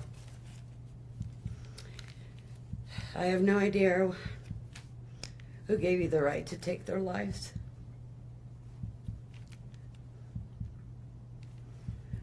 But I know God and his mighty angels were there at that moment to bring them home to paradise. God gives us free will. So not only did you take the family of four, your family of four, you took your own life. I want the world to know that our daughter and her children were so loved by us. There will always be protected by God and his mighty angels. I didn't want death for you because that's not my right. Your life is between you and God now, and I pray that he has mercy for you. From Shannon's mother, Bella Marie, Celeste Catherine, and Nico Lee's, Nana. Thank you, Your Honor. I'm Cindy Watts. Ron Watson. Thank you. And I have authorized you to make a statement to the court as paternal grandparents of the children. And if you choose not to make a statement, but your designee, Ms. Powers, chooses to, she can do so as well. How would you like to proceed Can today? I read that? I want you to start, but I would like to read Who's that. going to be speaking today? Your Honor, initially, they've asked me, and they're hoping that they have the strength to speak, but if they do not, they've written out their statements and asked me to finish for them. So That would be fine. Who would like to go first? if I could start, Your Honor. On behalf of the Watts, Your Honor, and to the community, we thank you for the opportunity and the recognition under the Victim Bill of Rights. We come today as the grandparents and the parent of the daughter and children whose life was taken in this case. We are not here to ask for leniency. We are not in any way condoning or tolerating the crime that has occurred and the pain that has been caused. We join in our daughter-in-law and grandchildren's family in saying this should never have happened. This is not condonable. This is something that we will never get over.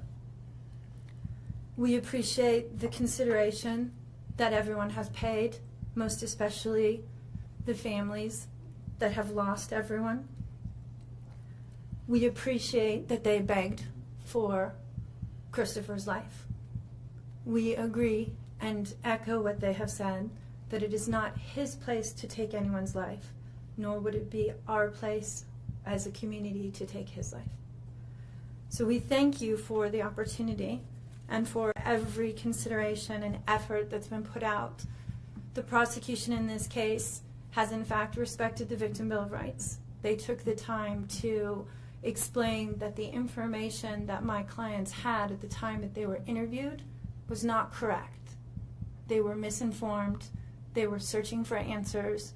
They were not intending to cause any pain to anyone, and they appreciate that the prosecution answered their questions and gave them the time and the respect and the consideration so that they could tell this court and everyone in this community that the interview content was not their message, that they accept that their son has done this, that they accept that he chose to plead guilty, that he sought and requested their consent and agreement for a life sentence.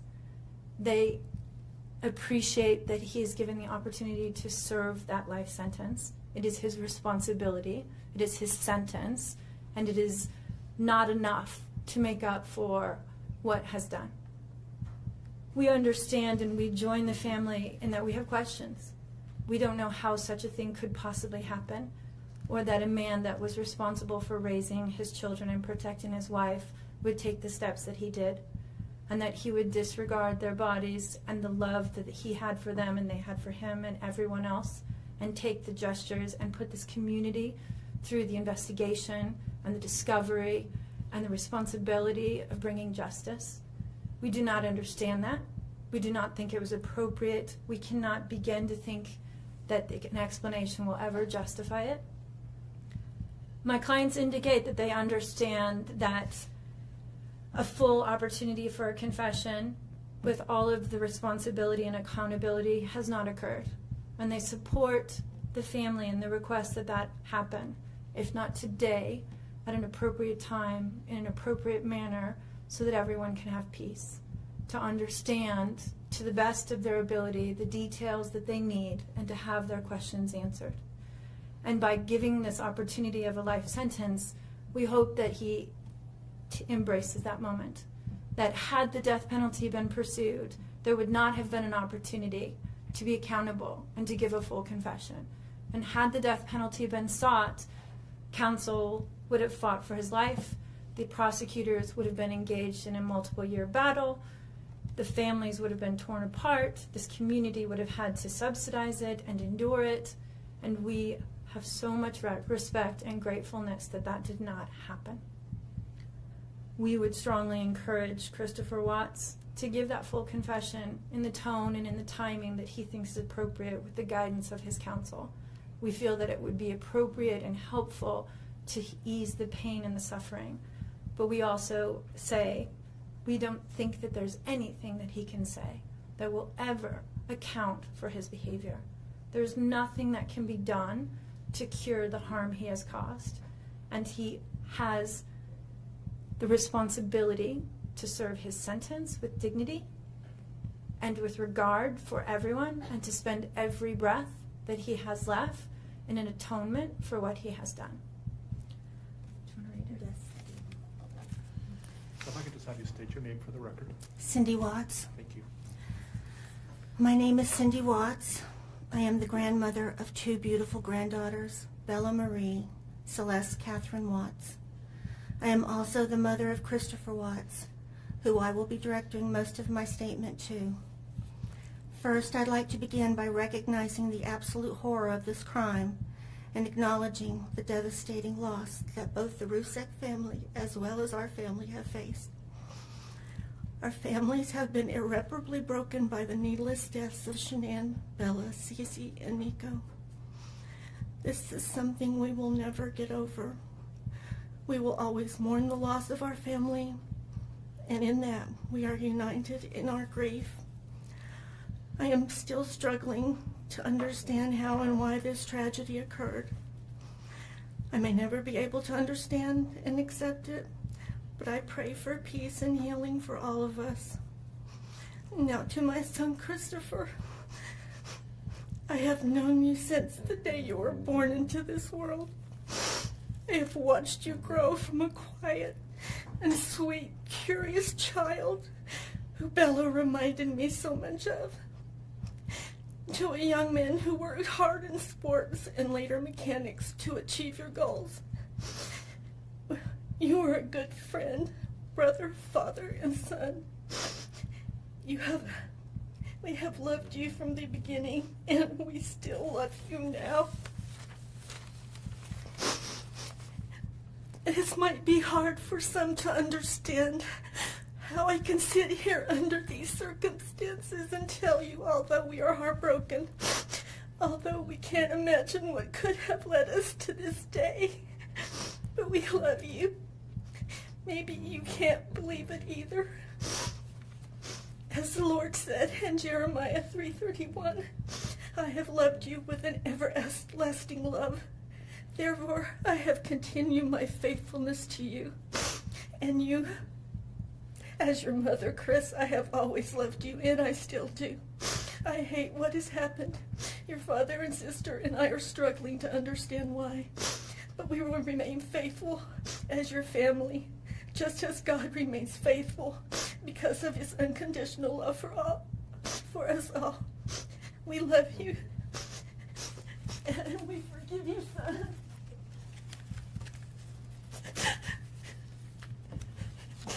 Thank you. Judge, if I could read Mr. Watts' statement. Yes. My name is Ronnie Watts, and I am the grandfather of Bella, Celeste, Nico Watts, and I am the father of Shannon. I am the father of Christopher Watts as well. And one of the most important things I've done in my life is to raise my children and to watch as they started their own families. I spent many years coaching Little League and talking to my son, taking him to the races, and sharing my love and knowledge of cars with him. He was just as involved with his girls. I believe he loves his girls. I know he does. This tragedy has impacted my family in so many ways. Beyond losing my precious grandchildren, our beloved daughter-in-law, we are forced to question everything. We still don't have all the answers, and I hope one day, Christopher, you can help us. Chris, I want to talk to you as a father and son. You are here today accepting responsibility, but I want to tell you this now. I love you. Nothing will ever change that. And I want you to find peace. And today is your first step. The Bible says if we confess our sins, God is faithful and just and will forgive us. Chris, I forgive you, and your sister forgives you, and we will never abandon you, and we love you. Dad. Judge, thank you for the opportunity to address the court.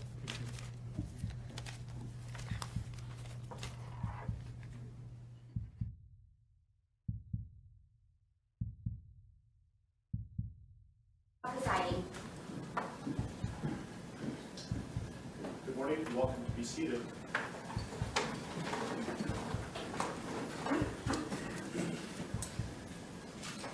Okay, we are on the record. We are in Division 17 of the Weld County District Court, and we are here regarding Weld County case number 18CR2003, People of the State of Colorado versus Christopher Lee Watts. My name is Marcelo Cuptown, a District Court Judge here in Weld County, and I will be the presiding judge in this case. If I could please have the lawyers identify themselves in the record, starting with the prosecution. Good morning, Your Honor. Michael Rourke on behalf of the people. Patrick Roach on behalf of the people. Your Honor, John Walsh on behalf of the defense. Jim Burson on behalf of Mr. Watts. Thank you. Thank you. And Mr. Rourke, do you want to make a record regarding compliance with the Victims' Rights Act? Yes, Your Honor. We are in compliance with the Victims' Rights Act. Frank Rusick, who is Shanann Watts' father, is present in the courtroom, as is Frankie Rusick, who is Shanann Watts' brother. They are present in the courtroom, and we have advised them of the purpose of today's hearing and what we expect to occur. Thank you. Mr. Watts, last week I gave you a limited advisement because charges had not been filed. They have now been filed, so I'm going to give you a full advisement. If at any time you have any questions, please let me know, and welcome also to certainly consult with your attorneys, okay? Yes, sir. So, you do not need to make any statements. Any statements you make can be used against you. Do you understand? Yes, sir. You have the right to be represented by counsel, and if you're indigent, you have the right to request the appointment of counsel or consult with the public defender before any further proceedings are held, and I see that you've taken advantage of that right. Any plea that you make must be made voluntarily and not the result of undue influence or coercion. You understand? Yes, sir. At this point, I have denied your right to bail, given the charges. You can certainly have a conversation shortly about that issue. You have the right to understand the nature of the charges. We'll go over that in a moment. You have the right to a jury trial. You also have the right to demand and receive a preliminary hearing within a reasonable time to determine whether probable cause exists to believe that the offenses charged were committed by you. Do you understand? Yes, sir. I assume that the defense has received a copy of and that crime is classified as murder in the first degree, a class 1 felony. Do you understand? Yes, sir. Count 2 alleges murder in the first degree, also a class 1 felony, and it reads that between and including August 12, 2018 and August 13, 2018, Christopher Lee Watts unlawfully, feloniously, after deliberation, and with the intent to cause the death of a person other than himself, caused the death of Bella Watts in violation of Colorado Revised Statutes 18-3-102, subsection 1, subsection 8. Do you understand? Yes, sir. Count 3 alleges murder in the first degree, a class 1 felony, and specifically it alleges that between and with the intent to cause the death of a person other than himself, cause the death of Celeste Watts in violation of Colorado Revised Statutes 18-3-102, subsection 1, subsection 8. Do you understand? Yes, sir. Count 4 alleges murder in the first degree, a Class 1 felony.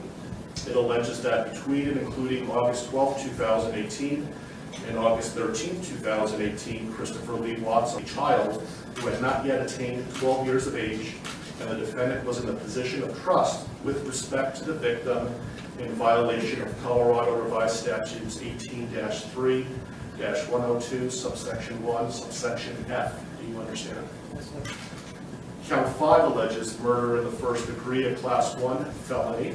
It alleges that between and including August 12, 2018 and August 13, 2018, who had not yet attained 12 years of age, and the defendant was in a position of trust with respect to the victim in violation of Colorado Revised Statutes 18-3-102, subsection 1, subsection F. Do you understand? Yes, sir. With regard to these first 5 counts, the minimum sentence that the court could impose if convicted is life imprisonment in the Colorado Department of Corrections, and the maximum sentence is death. Do you understand? Yes, sir. Let me also point out that pursuant to Rule 32.1 of the Rules of Criminal Procedure, the prosecutor would have to file a written statement of intent to seek the death penalty no later than 63 days after arraignment. Do you understand? If a life imprisonment sentence was imposed, it would be without the possibility of parole. Do you understand that? Yes, sir. Count 6 alleges a Class 2 felony of unlawful termination of pregnancy in the first degree. Specifically, it alleges that on or about August 13, 2018, Christopher Lee Watts, with the intent to terminate unlawfully the pregnancy of a woman, namely Shanann Watts, feloniously and unlawfully terminated the pregnancy of the woman. Further, the woman died as a result of the unlawful termination of the pregnancy in violation of Colorado Revised Statutes 18-3.5-103. Do you understand? Yes, sir. The possible penalties, if convicted for this crime, is a mandatory minimum 16 years in prison up to 48 years in prison, followed by an additional mandatory parole period of 5 years. Do you understand? Yes, sir. Count 7 alleges tampering with a deceased human body, a Class 3 felony. It alleges that on or about August 13, 2018, Christopher Lee Watts, believing that an official proceeding was pending, in progress, or about to be instituted, and acting without legal right or authority, unlawfully and feloniously, willfully destroyed, mutilated, concealed, removed, or altered a human body, part of a human body, or human remains with the intent to impair it or their appearance or availability in the official proceedings in violation of Colorado Revised Statutes 18-8-610.5. Do you understand? Yes, sir.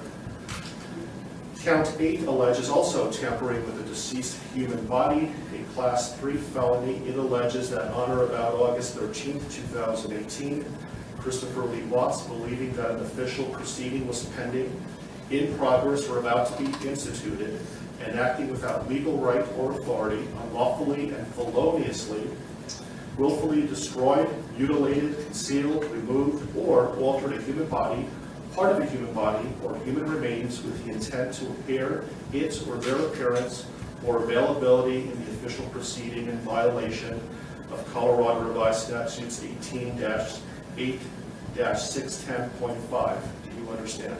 Yes, sir. And finally, count 9 alleges tampering with a deceased human body, a Class 3 felony. It alleges that on or about August 13, 2018, Christopher Lee Watts, believing that an official proceeding was pending, in progress, or about to be instituted, and acting without legal right or authority, unlawfully and feloniously, willfully destroyed, mutilated, concealed, removed, or altered a human body, part of a human body, or human remains with the intent to impair its or their appearance or availability in the official proceeding in violation of Colorado Revised Statutes 18-8-610.5.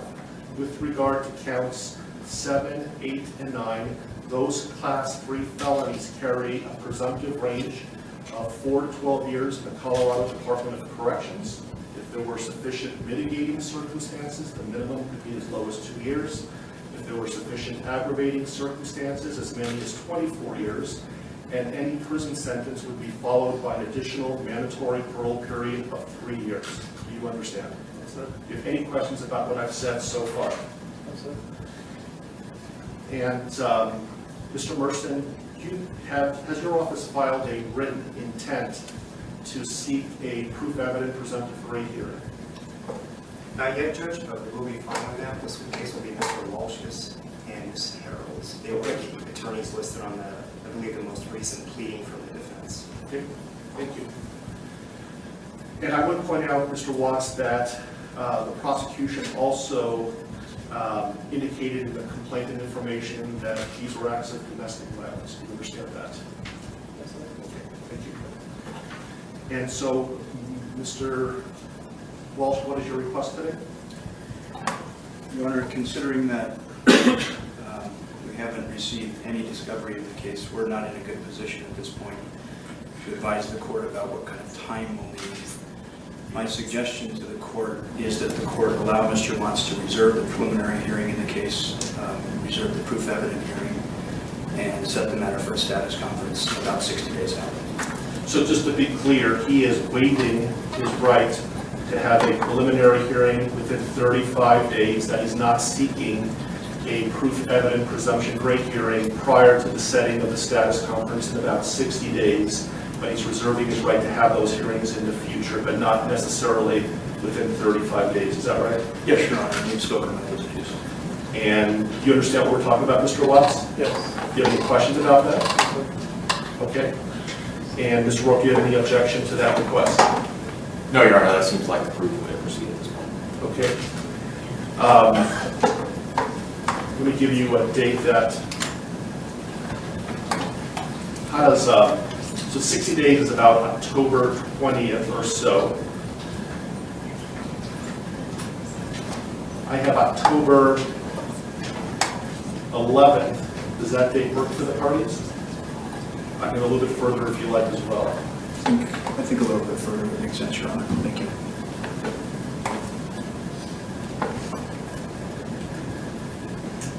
How about November 19th? While we're waiting for lawyers to let me make a record that the court's going to find that Mr. Watts is knowingly, intelligently, and voluntarily waiving his right to have a preliminary hearing within 35 days. And while he has not asked for a proof evident presumption rate hearing yet, I'm told that he will, and he's not requesting that hearing prior to the status conference that we're setting today. Agreed? Yes. That date works fine with the defense, Your Honor. Thank you.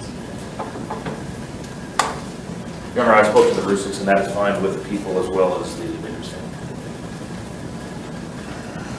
How is late morning on November 19th? Anytime, Your Honor. Late morning is fine. Very good. How about 10:30? That'll work for the people. And I will be in Division 16. I apologize for the bouncing around of division, but my courtroom obviously is not big enough, and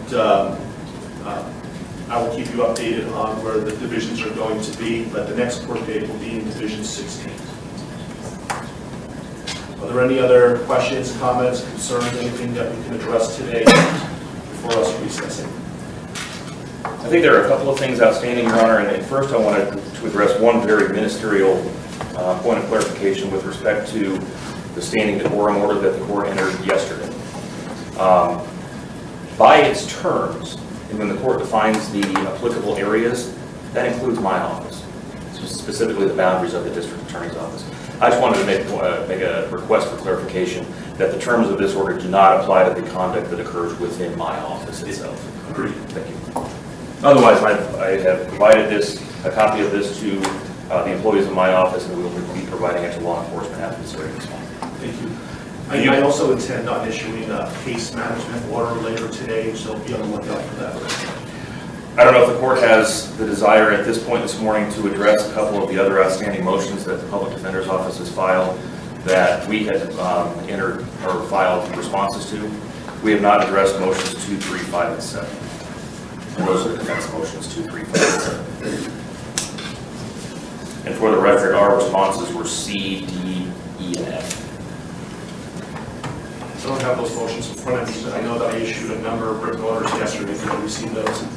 I received written orders, but not as it relates to those 4, so perhaps they just haven't reached my desk yet. If they haven't yet, I will issue a written ruling. We'll be getting them shortly. But I issued a number of orders yesterday. Your Honor, does that include, I did get the order on motion 5 and motion 7.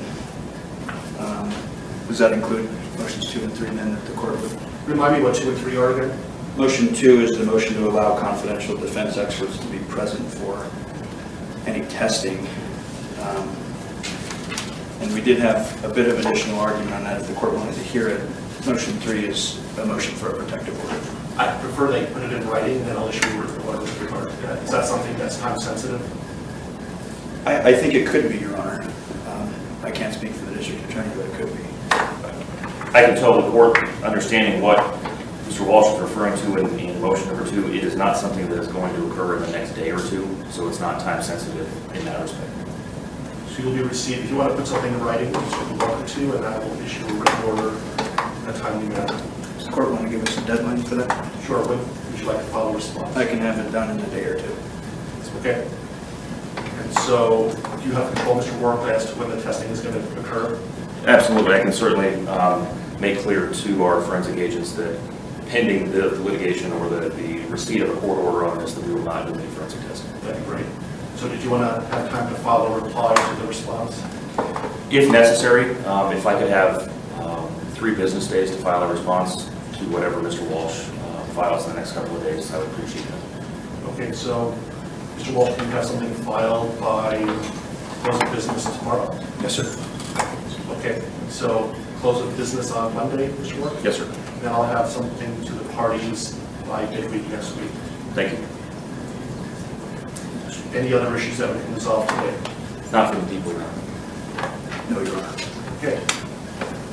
Okay, we are in recess. Thank you for your time.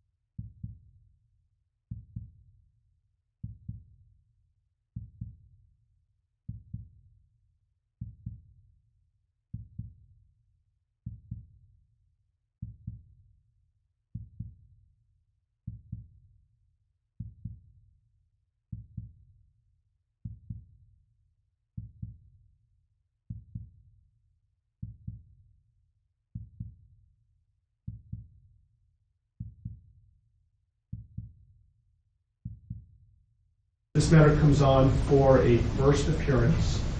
Mr. Rohr, correct me if I'm wrong, but formal charges have not been filed yet? That's correct, Your Honor. The defendant was arrested. Formal charges have not been filed. By my calculation, I believe it will be due to the court at 3:30 on Monday afternoon. Thank you. Mr. Mercer, anything you would like to say about that? Not regarding that issue, thank you. So the court has reviewed a affidavit in support of a warrantless arrest. The court has found probable cause for the arrest. Specifically, I see that Mr. Watts was arrested for 3 counts of first-degree murder, each a Class 1 felony, and 3 counts of tampering with a deceased human body, each a Class 3 felony. Again, these are only charges that are named in the affidavit in support of the warrantless arrest. It's the district attorney's office who will ultimately decide what charges, if any, are going to be filed. And Mr. Merson, would you like me to advise your client of his rights pursuant to Rule 5? Yes, please. Thank you. So, Mr. Watts, I would like you to listen carefully to the rights that you have, okay? Thank you. And so first, you don't need to make any statements. Any statements you make can and may be used against you. Do you understand? Yes. You have the right to counsel. Do you understand? Yes, sir. If you are indigent, you have the right to request the appointment of counsel or consult with a public defender before any further proceedings are held. Do you understand that? Yes, sir.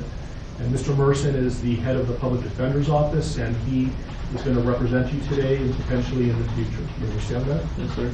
Okay. Any plea that you make must be made voluntarily and not the result of undue influence or coercion. Do you understand that? Yes, sir. Right now, charges have not been filed, so this is a limited advisement. I intend to bring you back next week once formal charges are filed on Monday, so I can give you a full advisement. But I will tell you that at this point, the court is not authorizing any bail. Once I know what the official charges are that are filed by the district attorney's office, I'll inform you the nature of the charges. If charges are filed, you have the right to a jury trial, and you have the right to demand and receive a preliminary hearing within a reasonable time to determine whether probable cause exists to believe that you committed any of the charges that are filed by the district attorney's office. Do you understand that? Yes, sir. I believe that your lawyer has filed about 16 or so motions on your behalf, including a request for a preliminary hearing. Do you agree, Mr. Merson, that that time period, that 35 days to have a preliminary hearing, doesn't begin until your client appears in court next week once formal charges are filed? I agree. And I have not seen, correct me if I'm wrong, a proof positive, presumptive great written motion by your office? Not at this point, Judge. Okay. Okay. And so would you like me to further advise your client of any additional rights? No, thank you.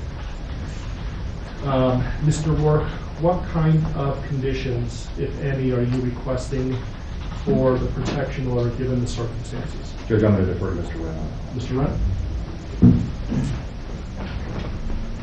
People are simply asking for the standard protection order under Title 18 at this point, given the deceased nature of the victims.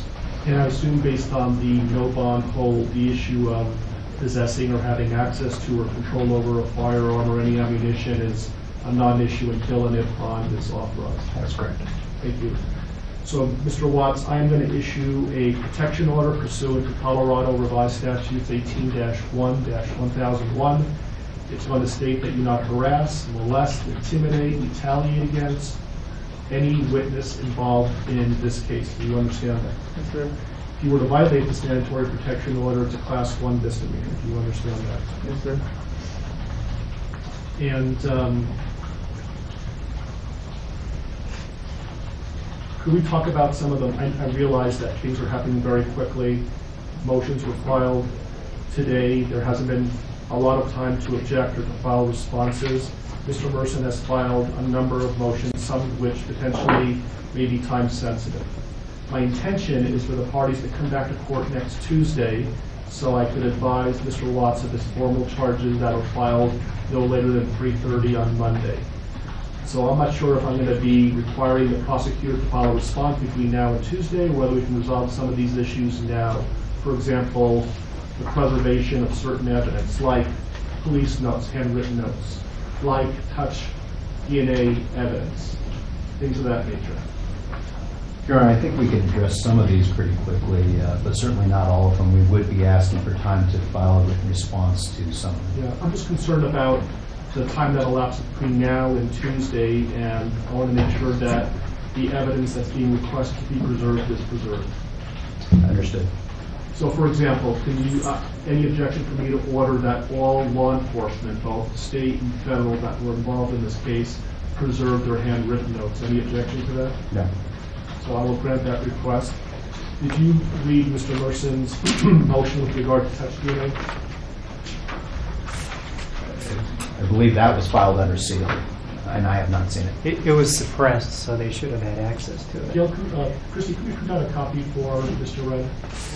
Again, I appreciate the fact that this happened very quickly, and so let me get you a copy of that, a hard copy of that, and then you can review it and let me know what your thoughts are.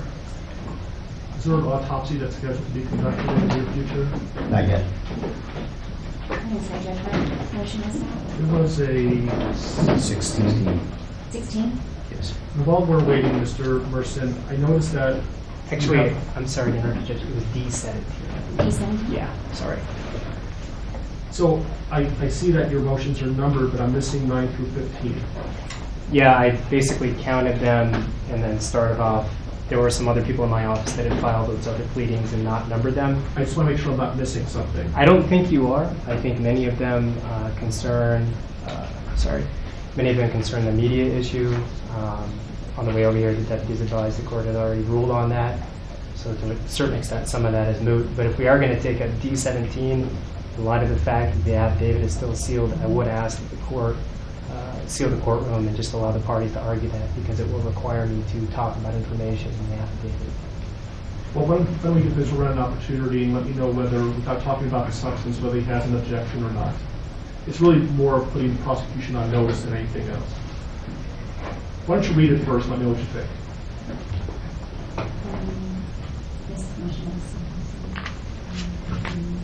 You can give to the prosecution.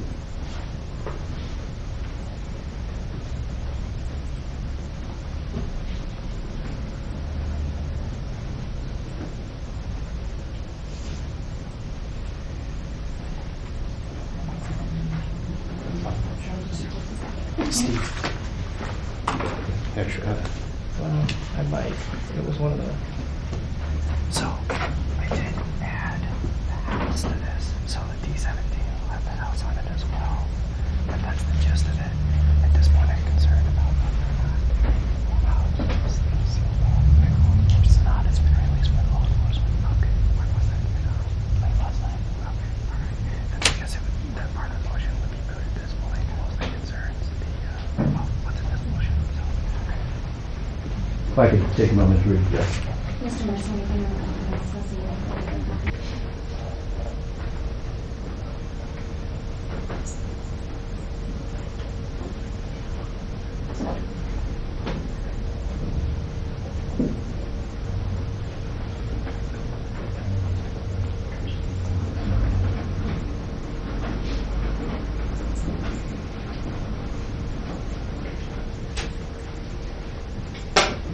Mr. Ring. Thank you. I'm okay with continuing it. I just don't want there to be any time-sensitive issues between now and next Tuesday that we should have handled today. I think we need to address it today. As I indicated, Judge, at this point, there's not an autopsy scheduled or autopsies. I don't know when that might happen. I don't know if it would happen before Tuesday or not. With respect to this motion, and does the court want to address Mr. Merson's concerns about clearing the courtroom, given the sealed nature of this, or may I speak for you? Well, it was I think it's based on the sealing of the affidavit in support of the warrantless arrest, and so it was your motion to seal. So if you think the reasons why you requested the affidavit to be sealed are going to be compromised, we could do this in camera. If you believe it's not, then we can talk about it publicly. I'm not worried about the compromising nature of the affidavit. I will tell the court and make a record that the prosecution has provided Mr. Merson with a copy of the affidavit, despite the fact that it was sealed to the public. I am concerned about this being discussed in a non-in-camera setting. My concerns revolve around the issues I brought up and the objections to expanded media coverage. It's an ongoing investigation at this point. I have concerns about, what would be discussed and how that would implicate Mr. Watts' right to a fair trial and his due process right. So my request is that the court seal the court so we can discuss this. Mr. Wright? Leave that to the discretion of the court. It seems to me, based on everything I've heard, that the affidavit is going to be released at some point. It was the prosecution who requested the sealing of the affidavit. They're not concerned about this being compromised, the investigation being compromised. And so I think we can talk about this publicly. Mr. Wright? And when you say talk about this, are we still talking about Yes. D17, Yes. Which was also filed under seal? Yes. So with respect to paragraph number 3, Judge, our concerns relate to the way this is worded. As the court knows, the pathologist goes through a very extensive process when conducting an autopsy, much of which is governed by statute.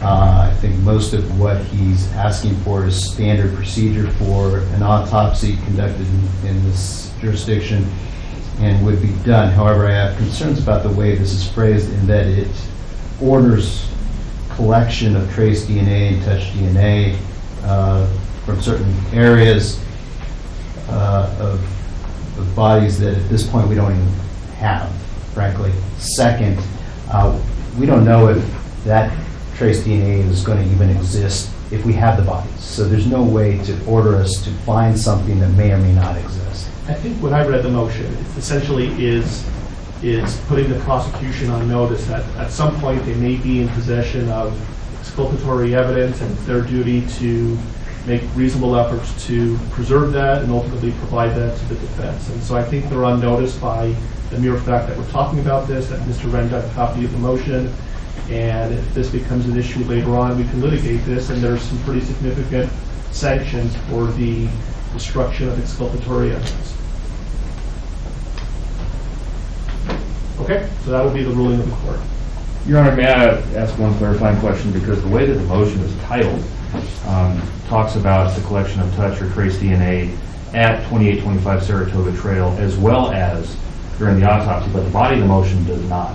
I want to make sure that Mr. Merson is aware that the home where the homicides were alleged to have occurred has been released by law enforcement, was released as of about midnight last night. So even as we stand today, we are not in a position to be able to go back in and collect trace DNA from that home. So I just want to make clear that the ruling of the court does not require us to do anything affirmative with respect to the home. And Mr. Wren advised me that the government is no longer in control of the home, so I'm aware of that. Thank you. Thank you. Thank you.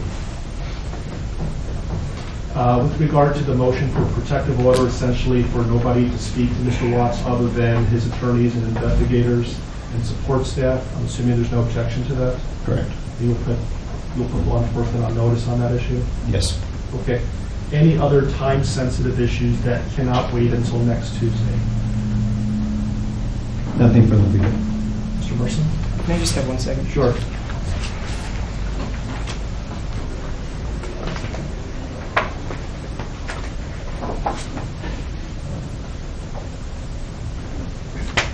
Nothing further. Thanks, Judge.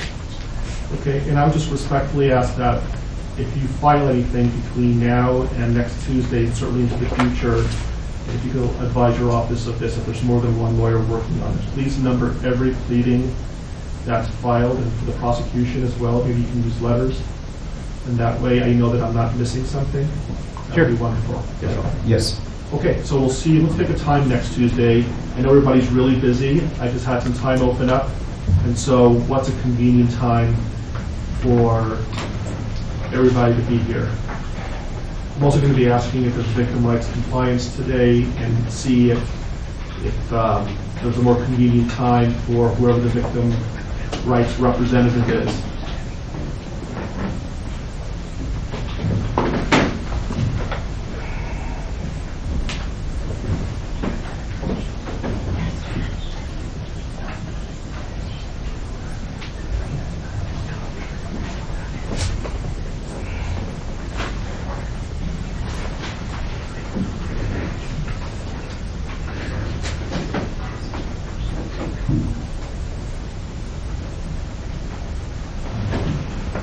We have been in communication with the family of the victims. We are in VRA compliance with that, based on that effort. At this point, we don't have any specific times that are good or bad for the family, but we will certainly contact them as soon as we leave and clarify their availability for next Tuesday. How about the attorneys? What's a good time for you to be here on Tuesday? Anytime, Judge. I'll make it work.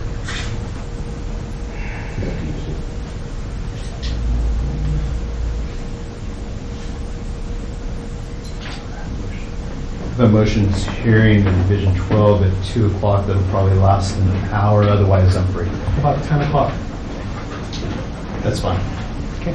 So the plan is next Tuesday, 10 o'clock, we're going to know whether the prosecution filed formal charges or not, and the deadline for that would be Monday at 3:30. I will give Mr. Watts a more detailed advisement, and then we'll decide what the next step is going to be. Does that work for everybody? Yeah, one more thing. Yes. I would just ask the court order that the prosecution give the defense notice as to if an autopsy is to be scheduled, when that is scheduled, so that we can file the appropriate motions. I think you can appreciate why we would want notice of that. Yes. Any objection to that? Not as to the notice issue. Yeah, I'm not going to be ordering that they, at this point, I'm not ordering that they be allowed to be present during the autopsy. Why don't we say 48 hours notice? Is that reasonable? Yes, and if I learn that information over the weekend, I'll email Mr. Mercer. Is that okay with you, Mr. Mercer? That's fine, thank you. They wouldn't do the autopsy over the weekend, though, would they? No, I don't believe so. They would? They're going to try to get it done soon. So 48 hours is probably not going to do it. Because they think they're We've all certainly seen autopsies scheduled less than 48 hours after the bodies are recovered. So we will do our best to comply with the notice requirements as soon as we learn the information. Who would be making the decision on when to perform an autopsy? The coroner's office. So can you communicate with them that there's an order that there would be 48 hours notice, and if they, for whatever reason, can't comply with that, you'll let Mr. Mercer know? Is the court ordering that the autopsy not be conducted earlier than 48 hours after the recovery of the bodies? No. Okay. What I'm saying is I'm ordering that you notify the coroner that there's an order that Mr. Mercer is entitled to 48 hours notice, and if they are intending to perform the autopsy sooner than that, they need to let you know before it starts so you can give Mr. Mercer reasonable notice. Yes, sir.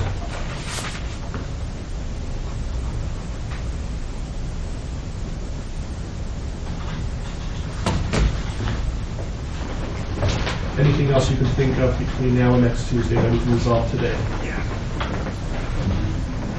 Nothing from the prosecution. Nothing from the defense, thanks. Okay. All right, we'll see you next Tuesday at 10 o'clock when we are at the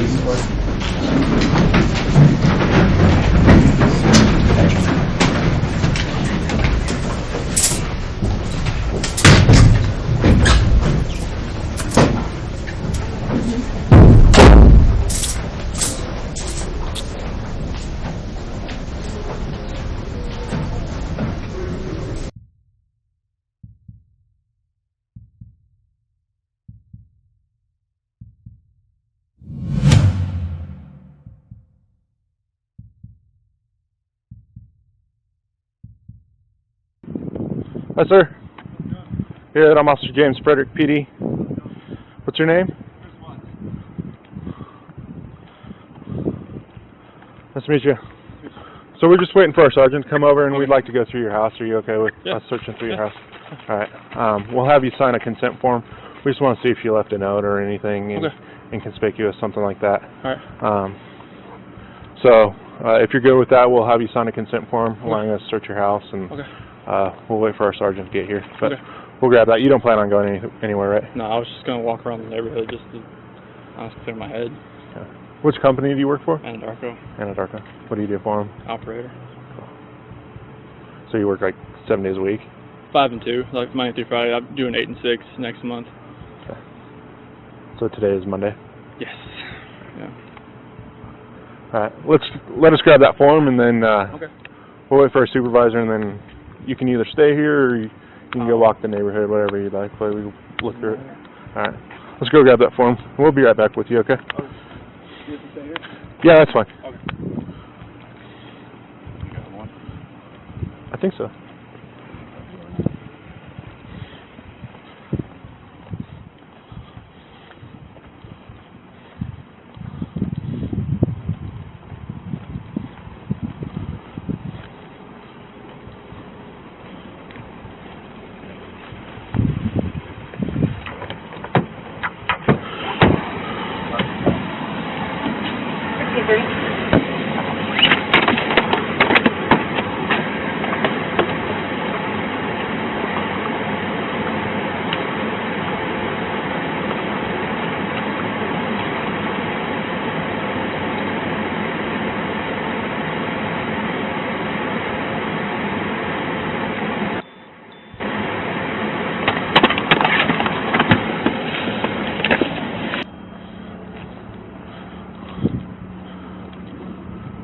So Chris, it's your house.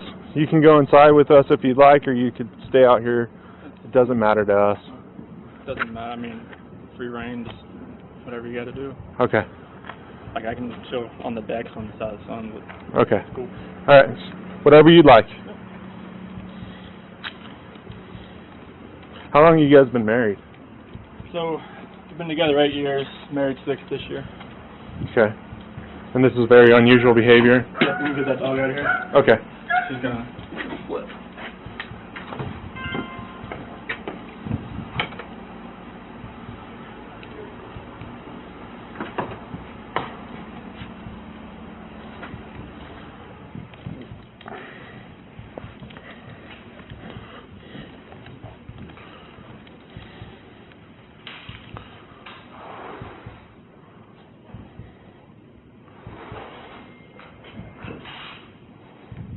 On the counter right here. Okay. So when you guys come home, do you usually use the front door, the garage door? How do you guys?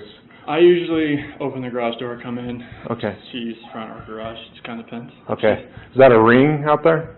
Oh, that was. No, the doorbell, is that a ring Yeah, doorbell? like when you got a visitor, it does. But I don't think the speaker is on to where you hear it. Like by. Okay. I guess my question for you is, would it show her leaving with the kids? Did you have any alerts? If she came out here, yes. Like if. Did you have any alerts today with that? Just when her friends were here.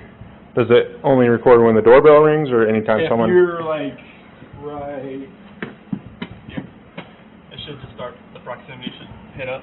Okay. And if you had anything on that today? Just her friends. And what time was that? 12:10 and about 10 minutes afternoon. Okay. But nothing between the time when she got here this morning? Like she got here at 2. Only thing This morning? 2 o'clock this morning. So Okay. like 1:48 on here. And the only thing that was weird was that the garage door said it was left open after I left. And it might have been the sensor, but like my phone doesn't show when For your alarm? Yeah, it doesn't show if it shuts. And who's your alarm through? Vivian. Okay. But the Nikki, her friend that came here about 12:10, she said the garage door was shut when she got here.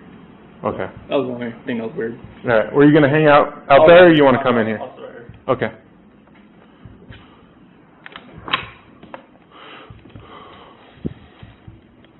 Where's the purse at? On the counter.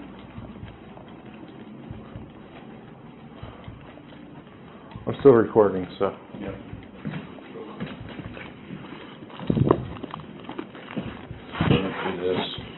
Whose phone is that? I believe that is his. Blum overtook hers. That's wrong thing.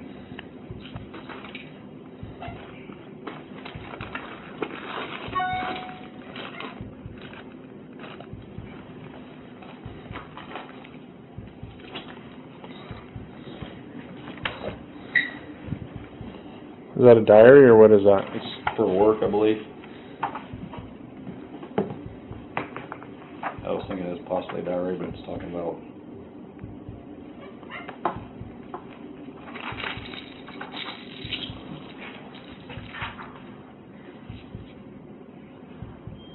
like motivation stuff.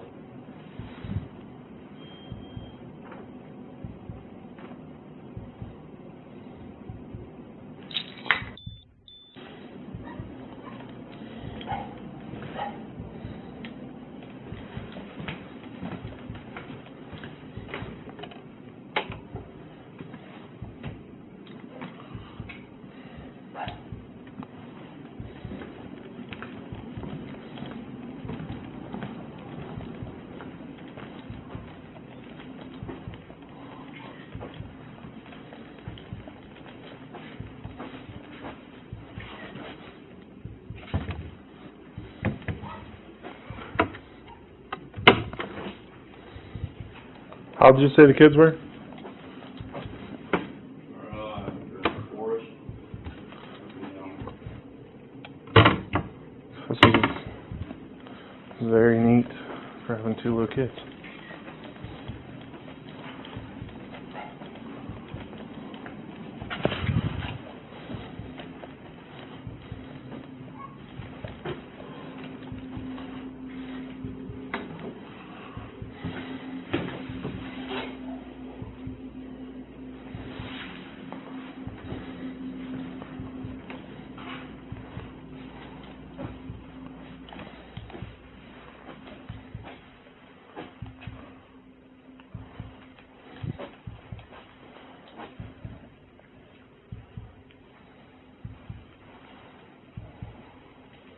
Who's got asthma?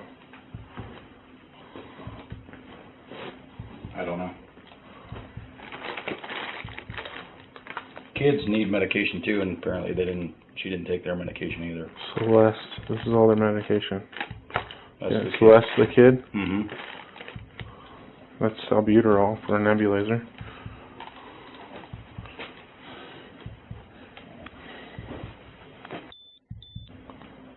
Something for an inhaler.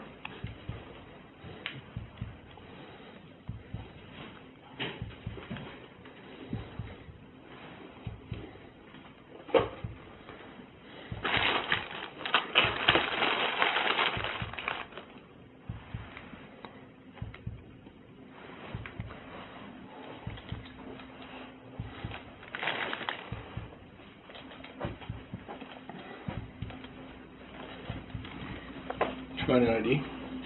Yeah. We already out here. Nothing in the car. In the basement and everything, too?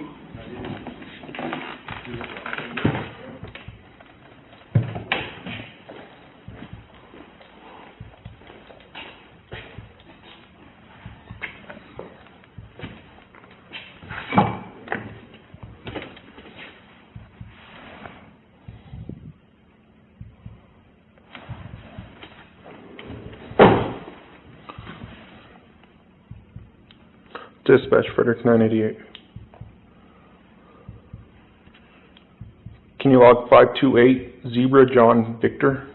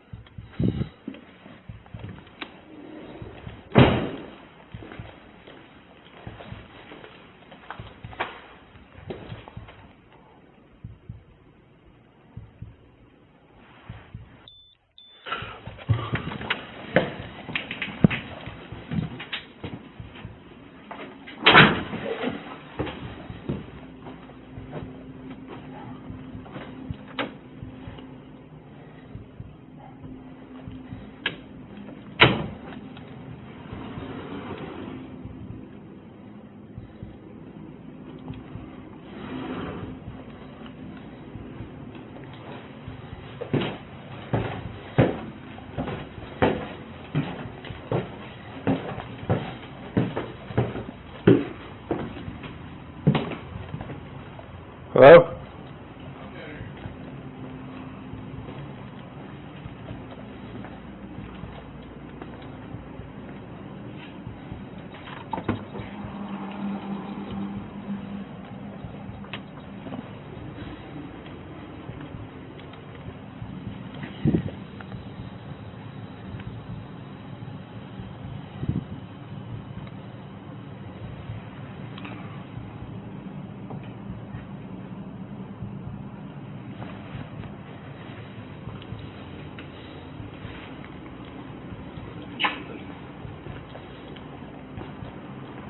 They are really organized people.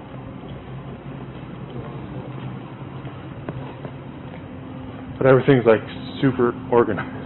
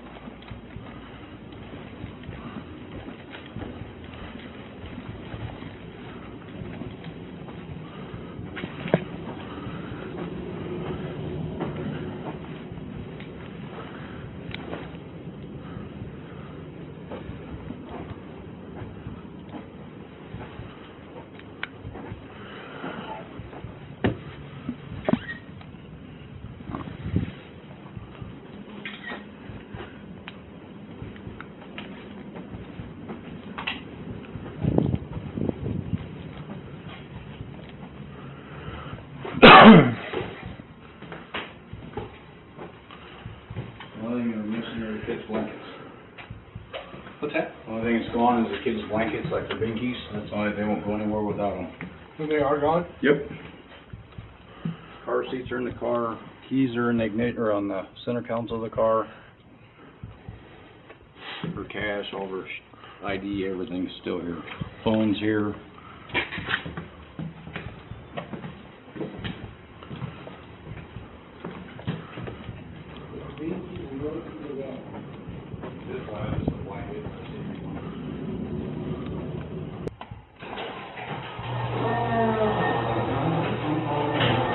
See if that one's unlatched. Locked.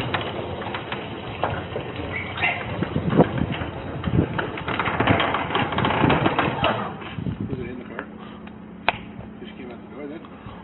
Yeah, press that thing and see how long it takes.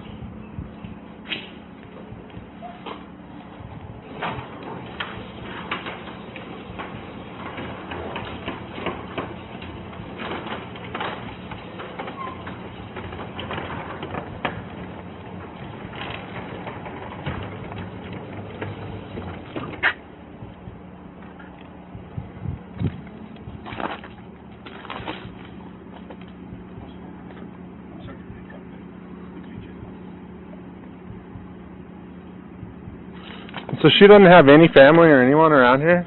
Neither of us do. They're all back in North Carolina. We moved here back in 2012. Came out here to visit some friends during Thanksgiving, fell in love with the place, moved out here 2 months later. Does she have any friends around here? Just friends? Yeah. Yeah, she's got friends in Frederick, Erie, Aurora, that part of Erie, Broomfield, Parker. Have you tried to contact any of them? Oh yeah, we've exhausted every option. The last thing I'm going to do is hospitals. Hotels. There's so many, but And no one's heard from her today? Have you checked your bank accounts? that's another thing I was going to do because I don't have access through here. Let's go check those and see if she pulled any cash out or if there's any strange charges or anything. Okay. Can you log? I can't log in because she does all the finances. Okay. So I know her password. I just don't have her used already. I'm not sure what she would have used that way. Sorry, my phone's just blowing up right now. No, you're fine. Who do you guys bank through? USAA and Chase. Can you call them and see if there's been any activity? Any withdrawals or anything? And then the suitcases that she came home this morning with, which ones were those? Was The the black one? one that's sitting right there. Not the one in the bedroom? Mm-mm. That was from the last trip, when we just got back a few days ago from North Carolina. She went to Arizona like 2 days later. That was one we just got put back down in the basement.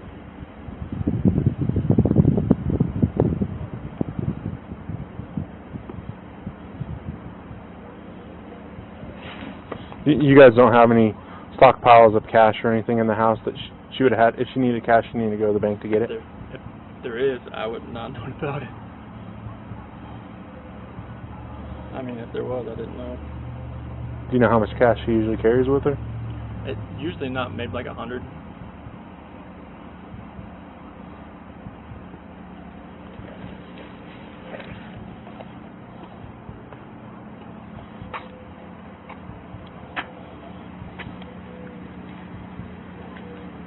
Your turn signal's on. It's been on. Might have to turn and hurry.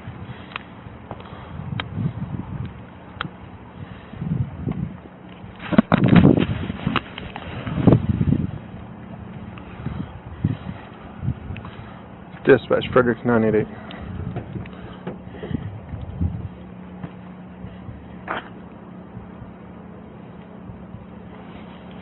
Can you log Queen Frank Tom 682?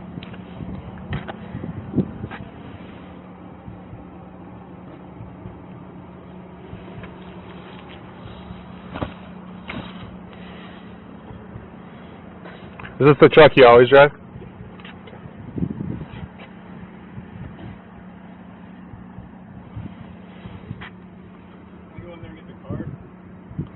Yeah, you can go in the house, yeah.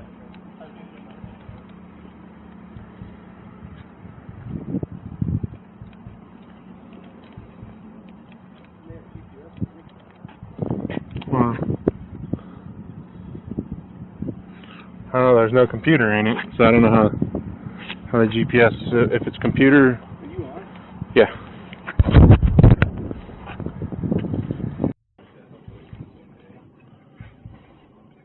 Did it say what it was for? No, it said Target. And there was a taxi cab limousine purchase posted on the 12th. That was on Chase. It was like $15. It was very kind of big taxi cab limousine service. Does she have a passport? Yeah, I'm not sure what that is. I'm not sure she keeps that one. Kids have passports? No, they're old enough. How old are they? 4 and 3. Yeah, they're on. Oh, they are. No, they haven't traveled anywhere other countries. You got a passport for all of them. Oh, okay. So that taxi cab service, did you guys use anything like that? Because that might be Uber. That could be. That's crazy.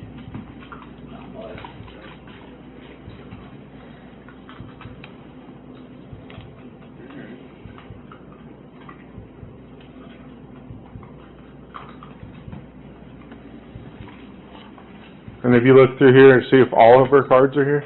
He doesn't know I how don't many know how many she has. She has different ones than me as far as credit cards go.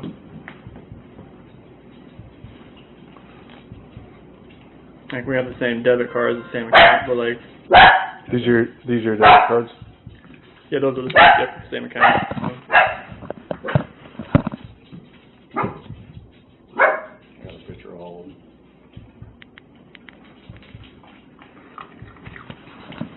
Then, do your kids have like a favorite pair of shoes that they normally wear? Favorite pair of shoes? Yeah. No, they have all their shoes are in the closet right here. They just Do you know which ones they normally wear? Like, it's like a flavor of the month thing, honestly. Like, it's whatever they want to wear. I say pick your shoes and they just go through them. Bella's on this side, Cece's on that side. sure.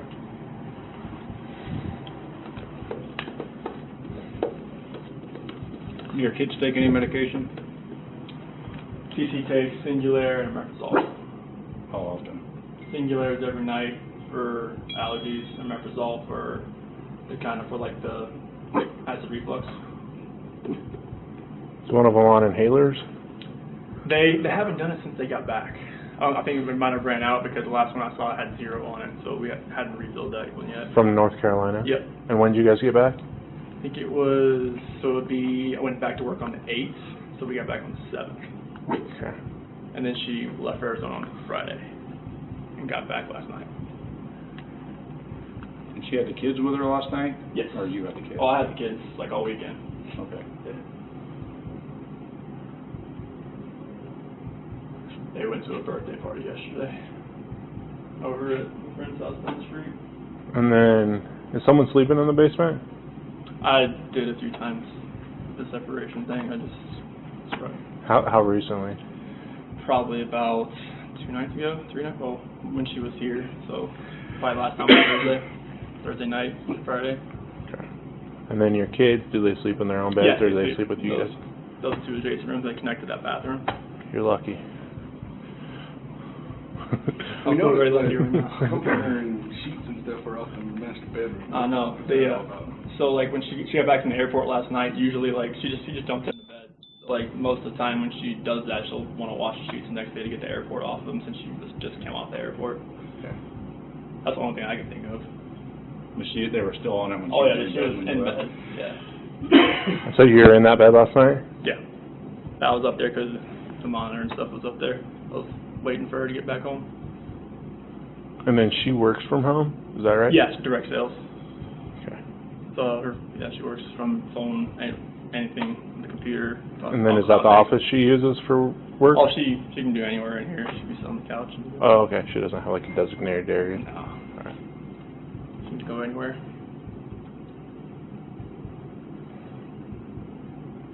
And you can't think of anywhere she'd want to go? She go for walks around here? No, I go for runs.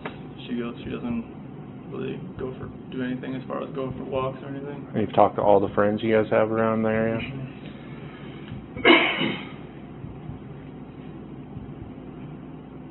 And what was the conversation this morning you guys had? It was about selling the house and separation. And how'd she take that? We were both pretty emotional. I was both crying. And then did you see her before you went to work? Did you say anything to her? When she went back, like, when she told me she was going to go to her friend's house and be with the kids, take the kids with her. Oh, she told you she was taking the kids to Yeah. her friend's house? Yeah. She didn't say who, though? Oh, no. No, but she was still in bed when that happened.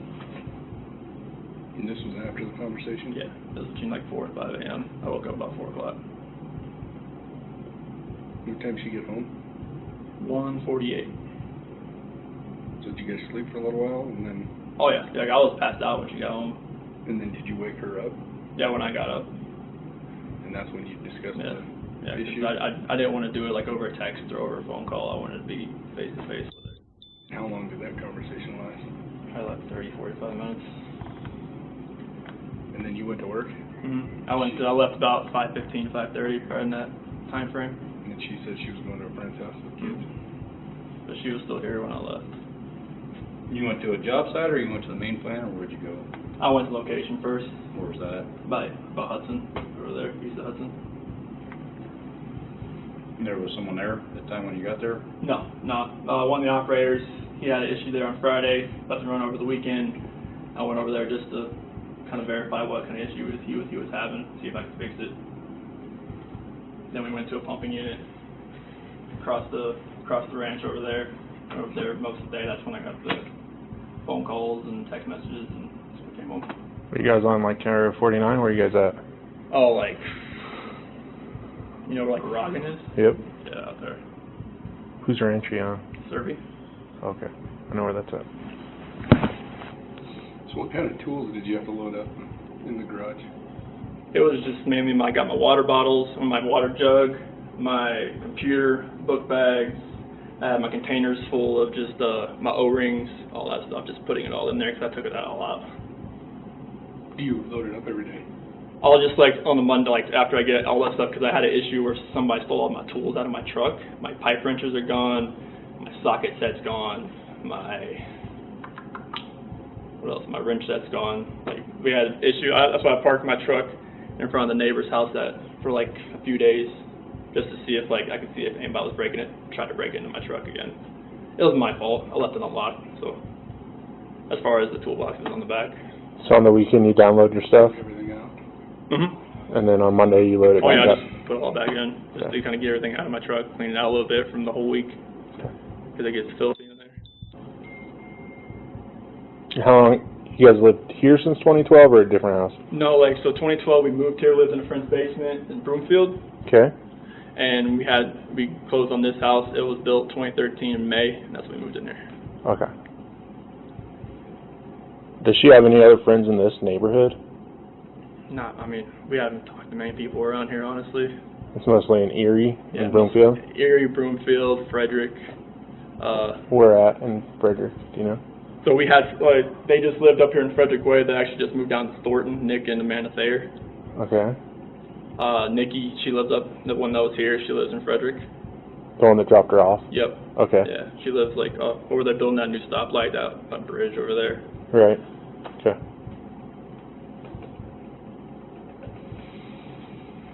And you have no idea of which friend?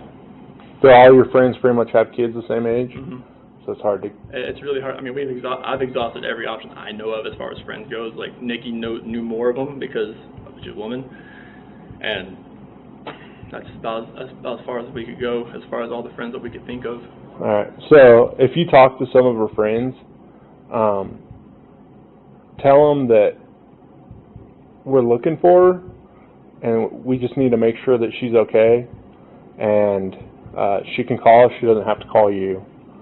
That if that's what she's worried about. You know, you're trying to get a hold of her and she don't want to talk to you, so have them refer her to us if they know where she's at. Okay. Saying. Just so whatever's going on between you guys, that's between you guys, and she doesn't want to talk to you, that's fine. We just don't want to waste resources looking for her if she's actually okay. So, like, if you can relay to the friends, hey, I understand she doesn't want to talk to us, at least have her call the police so that they know she's okay. Okay. Type deal, if that makes sense. Yeah. That way that we know that she's okay, and whatever's going on between you guys can kind of figure that out. Okay. Type deal. Do you have any questions for us before we get out of here? I mean, call area hospitals, call hotels. That's about. I mean. Someone said she was diabetic. She had her friend Cassie in Arizona. She's a nurse, and she knows she had low blood sugar when she was down there. That's why I brought that up. Oh, okay. She never had seizures or blacked out or anything. It was just like that was a long time ago before I even met her. She had a horrific car accident. They think she might have blacked out or had a seizure. They just couldn't really figure it out. Like she just had a car accident. She just flew out of the car. And you have his contact info? I think the detective did. Yeah, Dave got all of them. Okay. And if you hear, did you get a card or anything? From the detective, yes. Okay, so there's a dispatch number on there. Okay. If you hear anything from her, call that number and let us know, and it'll just go straight to our dispatch, and then an officer will call you right back. Okay. That way, our main concern is to make sure she's okay and the kids are okay. So, if you hear a peep from her, just call us, and we'll call you, or leave us a contact number to reach her so we can talk to her. Okay.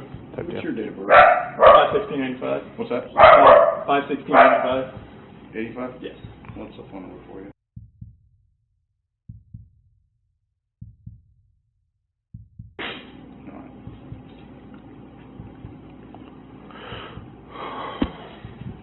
Do you want my card or anything? I'll take it. Okay. And I'll just underline that number.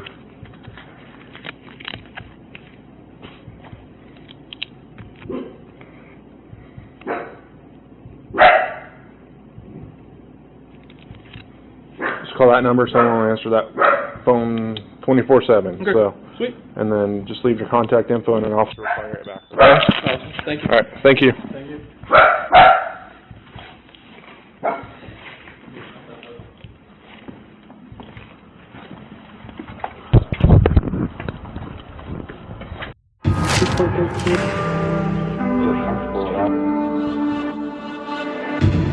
Thank you.